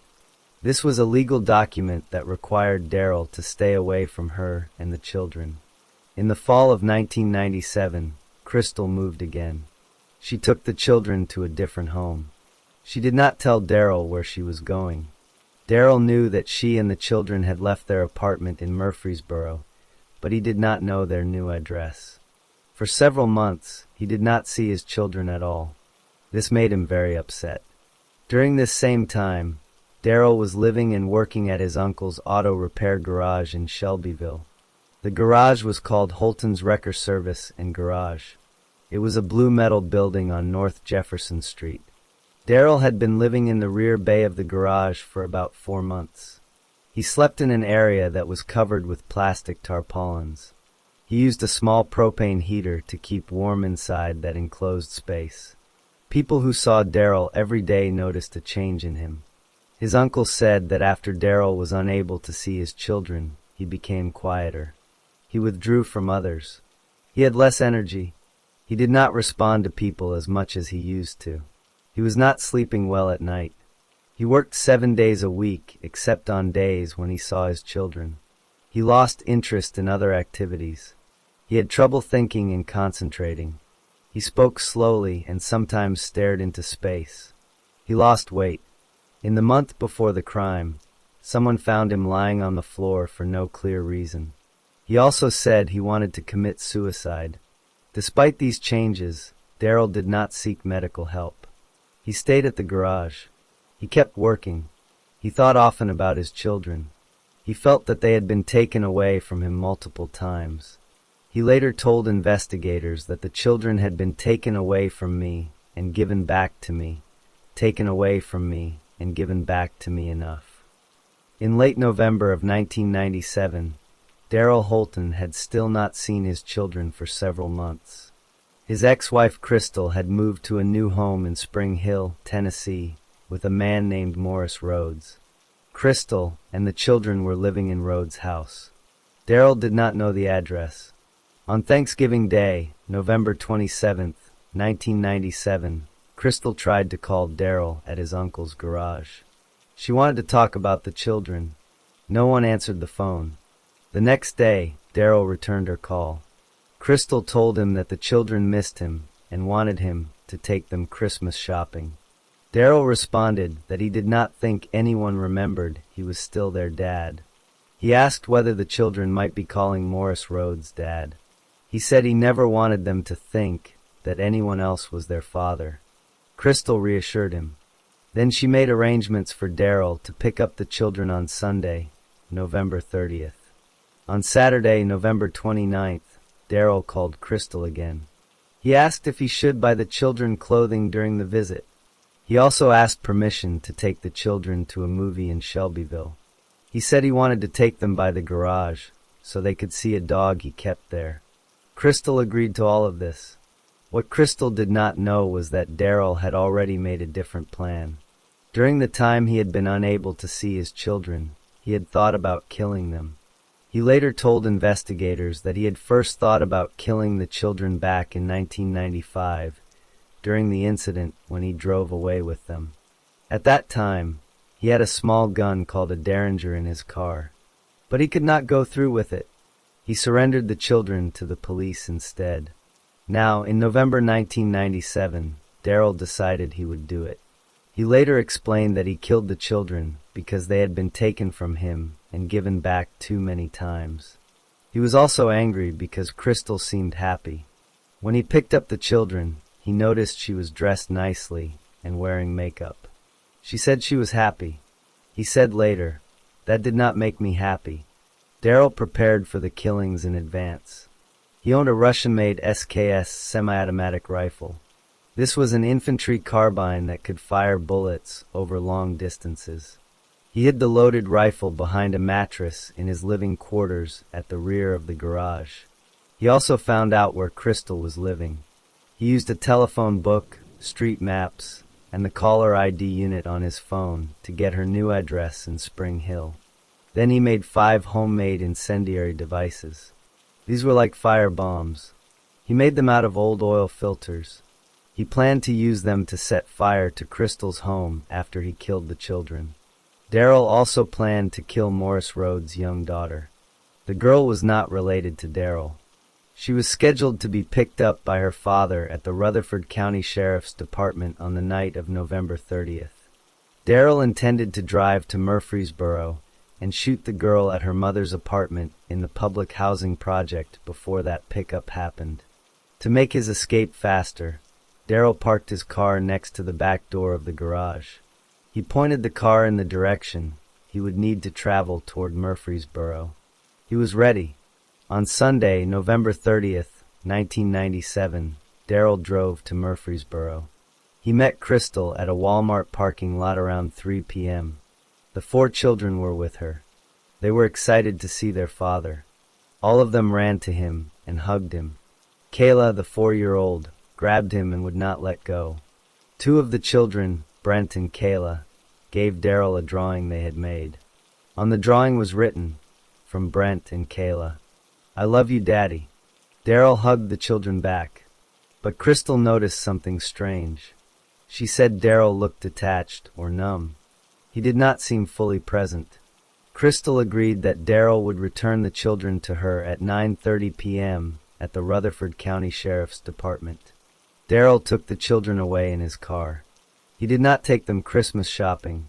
Instead, he took them to a McDonald's restaurant to eat dinner. Then he took them to an amusement center called Funland. He played along with them so they would not suspect anything.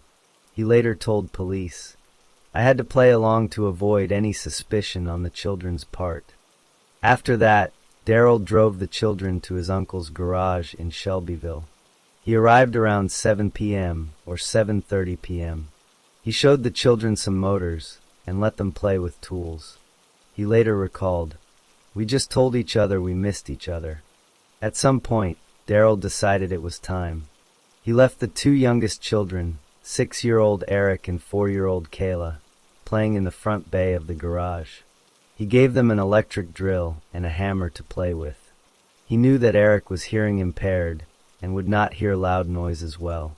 He also knew that the front bay was far enough from the rear bay that the shots might not be heard clearly. Then Daryl led his two older sons, 12-year-old Stephen and 10-year-old Brent, to the rear bay. He told them he had something for them. He had already hidden the SKS rifle there. He instructed the boys to close their eyes and stand in a line facing away from him. He put Stephen, who was taller, in front. He put Brent, who was shorter, directly behind Stephen. He told them, "Don't peek." Daryl knelt down behind the boys. He aimed the rifle at Brent's back. He positioned the gun so that one bullet would go through Brent and then into Stephen. He wanted to pierce both of their hearts with a single shot. The barrel of the rifle was touching Brent's back. He pulled the trigger. The bullet went through Brent's chest and then into Stephen's chest. Both boys fell to the floor, but Daryl was not sure they were dead. He fired at least 2 more shots into them to make sure. Later, a doctor would find that Brent had 2 contact gunshot wounds to his back and 2 exit wounds in his chest. Stephen had multiple wounds, including 1 bullet that entered his back and exited his chest, then grazed his chin and nose. After the boys were dead, Daryl covered their bodies with a plastic tarpaulin. He hid them so the younger children would not see them. Then Daryl went back to the front bay. He brought Eric and Kayla to the rear bay. He again told them he had something for them. The 2 younger children asked where their older brothers were. Daryl did not answer. He positioned Eric, who was taller, directly in front of Kayla. He placed their hands over their own eyes. He told them not to peek. Then he knelt behind them and fired the rifle into Kayla's back. The bullet went through Kayla and then into Eric. Both children fell. Daryl fired at least 1 more shot into Kayla's chest. He later told police that he used multiple shots to make sure they were dead. A doctor would later find that Kayla had a contact wound to her back and another entry wound to her chest, which likely happened after she had fallen to the floor. Eric had 4 entry wounds to his back, some of which may have come from the same bullet that passed through Kayla. After all 4 children were dead, Daryl stacked their bodies under the tarpaulin. He put the oldest on the bottom and the youngest on top. Then he cleaned up the area. He washed his hands. He later told police there was no enjoyment to the murders at all. Daryl then reloaded the SKS rifle. He put the rifle and the 5 fire bombs into his car. He checked the entrance of the garage to see if anyone had seen him. He turned on his police scanner to listen for any reports of gunshots. He heard nothing. He got into his car and started driving toward Murfreesboro. He planned to kill Crystal, Morris Rhodes' young daughter, and other family members. Then he planned to kill himself. But as he drove, he changed his mind. He later explained that he kept subtracting options based on how much time he had. He realized he did not have enough time to do everything. He also said, "I had done what I wanted to do. I wanted to shock my ex-wife to death. I was done. I was done." He turned his car around and drove back to the garage. He thought about killing himself at the garage, but then he decided not to. He later told police that if he killed himself, people would come up with their own conclusions. He said, "This is gruesome. This is awful. But it's only part of it. This has been going on for a long time. And if you're going to have a chance of understanding this, then you're going to have to talk to somebody that was involved. And I'm the only one that was involved that's still living." At about 9:15 p.m., Daryl smoked a marijuana cigarette. Then he got back into his car. He drove about 7 blocks to the Shelbyville Police Department. When he walked into the lobby around 9:44 p.m., he was calm. He showed no emotion. He told the dispatcher he wanted to report a crime. He used the words homicide times 4.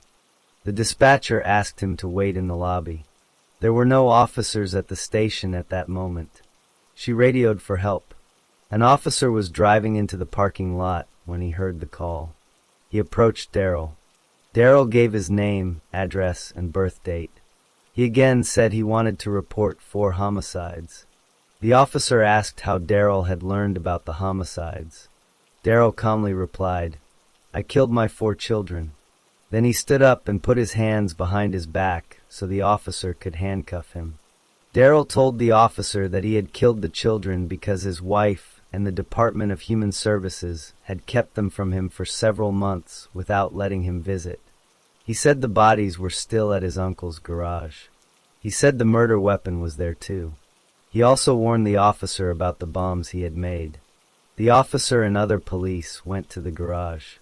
They found the 4 children stacked under the plastic tarpaulin, just as Daryl had described. They found the SKS rifle and the 5 homemade incendiary devices. They also found spent bullets and cartridges. Gunshot residue was on Daryl's hands. The children's blood was on his clothing. At the police station, Daryl gave 2 long statements. He explained every step of what he had done. He told the police that he felt no remorse or regret for killing his children. He also said he loved his children, but he knew it would be hard for anyone to believe that. No one outside the police department knew what had happened yet. The children's mother, Crystal, was still waiting at the Rutherford County Sheriff's Department for Daryl to return the children at 9:30 p.m. He never arrived. After Daryl Holton confessed at the Shelbyville Police Department on the night of November 30th, 1997, the police placed him under arrest. He was taken to the Bedford County Jail. Because he had talked about killing himself, the jail staff put him on suicide watch. He was kept in isolation, but was visited regularly by his family. He behaved as a quiet and cooperative inmate.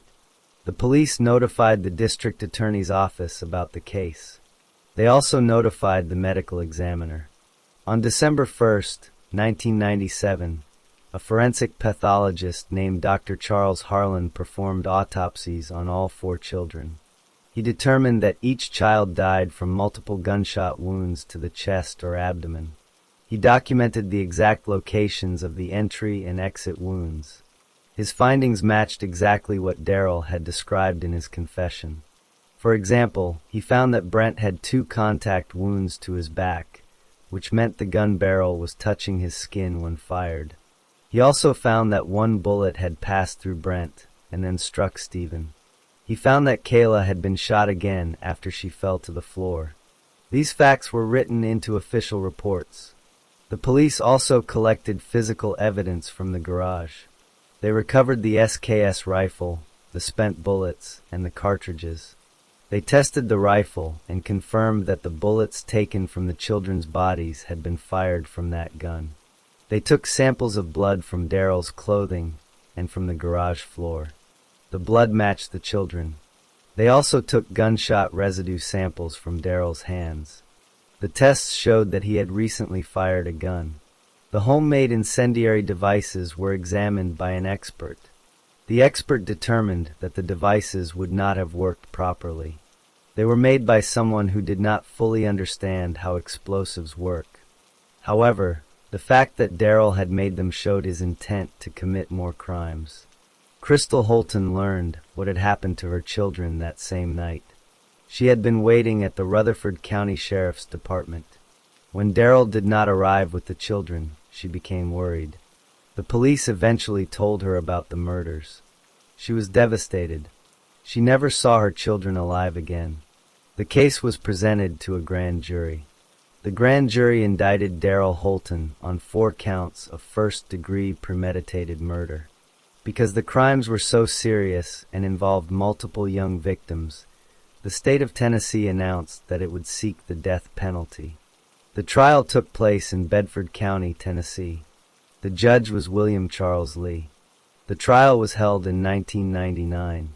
Daryl Holton was represented by a lawyer. However, Daryl took a very active role in his own defense. He instructed his lawyer on what to do. He refused to present some types of evidence that his lawyer recommended. He also chose not to testify in his own defense. The guilt phase of the trial lasted several days. The prosecution presented all the evidence described above. They played the audio recording of Daryl's confession.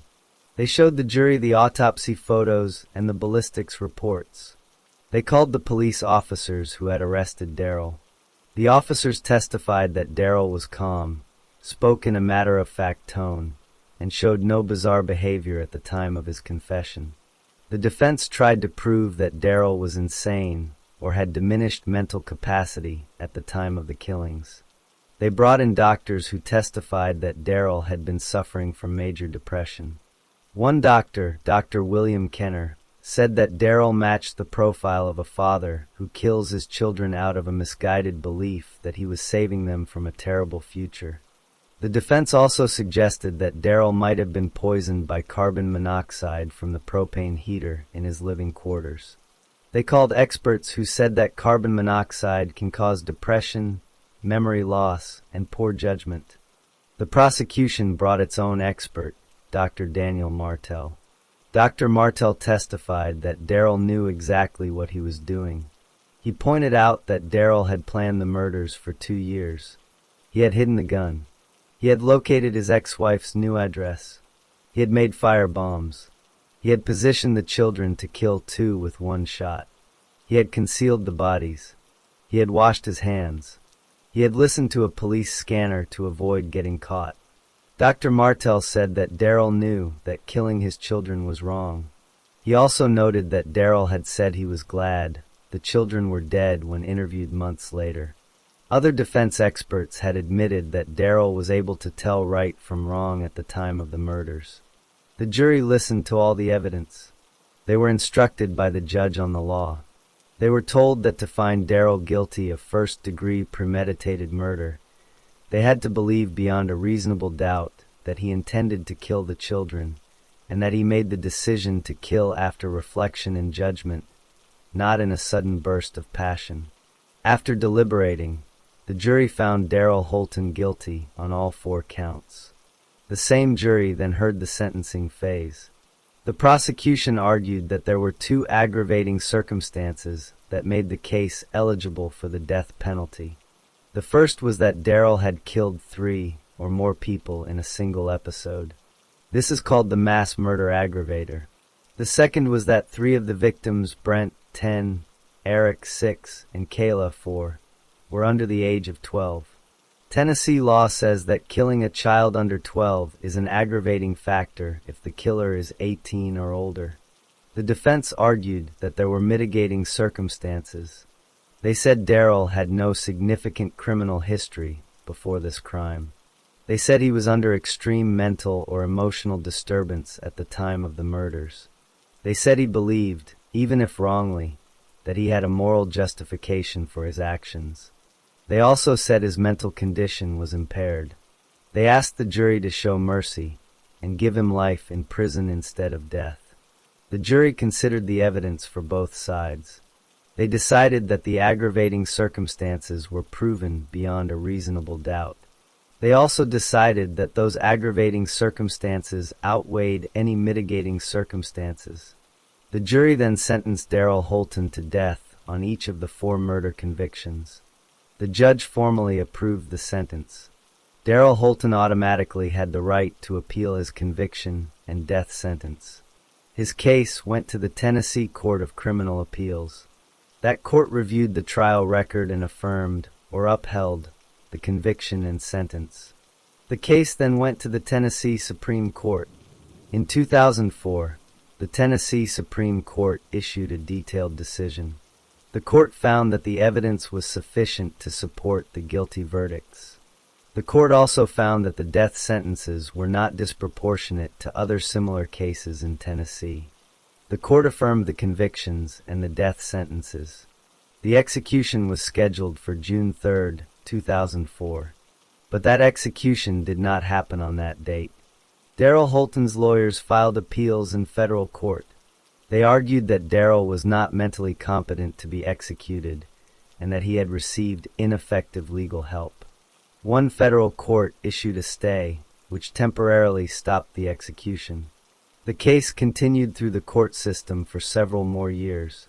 During this time, Darrell himself refused to cooperate with most appeals. He told the courts that he was willing to accept his punishment. He did not want his lawyers to file more motions on his behalf. In February 2007, Tennessee Governor Phil Bredesen placed a 90-day moratorium on executions. He said there were problems with the state's execution guidelines. The guidelines mixed instructions for lethal injection with instructions for the electric chair. The state needed time to revise its procedures. The moratorium delayed all executions, including Darrell's. In March 2007, the Tennessee Department of Correction completed its revision of the execution procedures. The moratorium expired. The state then rescheduled Darrell Holton's execution for September 12, 2007. Under Tennessee law, inmates who committed their crimes before 1999 could choose their method of execution. The state's preferred method was lethal injection, but Darrell had the right to choose the electric chair instead. He chose the electric chair. This was a rare choice. Tennessee had not executed anyone in the electric chair since 1960. On the day before the execution, September 11, 2007, a group of about 80 lawyers filed a petition with the Tennessee Supreme Court. They asked the court to stop the execution. They argued that the electric chair was cruel and unusual punishment. The court rejected the petition that same day. The court said that based on the law and the circumstances of the case, they would not withdraw the execution order. On the night of September 11, 2007, Darrell Holton was moved to the death chamber at Riverbend Maximum Security Institution in Nashville. He did not request a special last meal. He ate what was served to the other inmates that day: riblets on a bun, mixed vegetables, baked beans, white cake with white icing, and iced tea. His spiritual advisor, a woman named Dixie Gamble, visited him daily before the execution. She said he was at peace, clear, and focused. He was not nervous. Around 1:09 a.m. on September 12, 2007, the blinds in the death chamber were opened for witnesses. Darrell was already strapped into the electric chair. His hands were fastened to the arms. Straps crossed over his shoulders and upper body. His ankles were restrained. Witnesses saw him yawn several times. His head bobbed. His eyelids looked droopy. Some thought he had been sedated. But prison officials said he had not been given any drugs. They said he had been hyperventilating, breathing very fast, as he was brought into the chamber. The warden gave him time to catch his breath. The symptoms witnesses saw were the result of hyperventilation. The warden, Ricky Bell, asked Darrell if he had any last words. Darrell mumbled something that was not clear. The warden asked him to repeat it. Darrell then said clearly, yeah, 2 words, I do. Prison officials then placed a large sponge soaked in saline solution into a helmet-like device. They put the device on Darrell's head. Water dripped from the sponge onto his shirt. 2 security guards used towels to dry him. Darrell told them, "Don't worry about it. Then officials placed a small leather shroud over his head and snapped it shut over his face. A cable was connected to the bottom of the chair. At approximately 1:16 a.m., the executioner sent the first jolt of electricity through Daryl's body. The voltage was 1,750 volts. The shock lasted 20 seconds. Witnesses saw Daryl's back straighten. His hips moved up out of the chair. Then he slumped back down. After a 15-second pause, a second shock was given. This one lasted 15 seconds. Daryl jerked up again. Then he was still. At 1:25 a.m., Daryl Keith Holton was pronounced dead. He was 45 years old. The state medical examiner, Dr. Bruce Levy, performed an autopsy later that morning. He determined that the cause of death was high-voltage electrocution, defined as greater than 1,000 volts. The electric current stopped Daryl's heart. Dr. Levy found first- and second-degree burns on Daryl's head and ankles. These were the contact points for the electricity. He described the burns as similar to a severe sunburn. He found no signs of sedative drugs in a rapid urine test. Final blood tests later confirmed that Daryl had not been drugged. Outside the prison, about 40 people gathered to protest the death penalty. Some sat in lawn chairs. Others read Bible passages. One man played guitar and sang. A victims' rights advocate named Verna Wyatt said she did not like the electric chair, but she believed Daryl deserved the death penalty for killing 4 young children. After the execution, a victim liaison from the state attorney general's office read a statement on behalf of Crystal Holton, the mother of the 4 children. The statement said, "Today all the anger, hatred, and a long time of nightmares can finally leave me. It will be replaced by all the sweet, innocent, wondrous love that only a child can give. And I am blessed that I have and will always have that love times 4. The statement also expressed sorrow for Daryl's mother, saying that she had lost 4 grandchildren and now her son. None of Daryl's family members attended the execution. Crystal Holton did not attend either. Daryl's body was released to his family. He was buried. The 4 victims, Stephen, Brent, Eric, and Kayla, were buried after their deaths in 1997. Their mother continued to live with the memory of them. She said that the execution finally allowed her to let go of her anger and nightmares. She kept the love she had for her children. Daryl Keith Holton was the 1,097th person executed in the United States since the death penalty was reinstated in 1976. He was the 4th person executed in Tennessee since that same year. He was the first person to die in Tennessee's electric chair in 47 years. The story of Daryl Holton ends with his death, but the lives he took could never be brought back. His 4 children, Stephen 12, Brent 10, Eric 6, and Kayla 4, died on November 30th, 1997, and their young lives ended before they had a chance to grow up.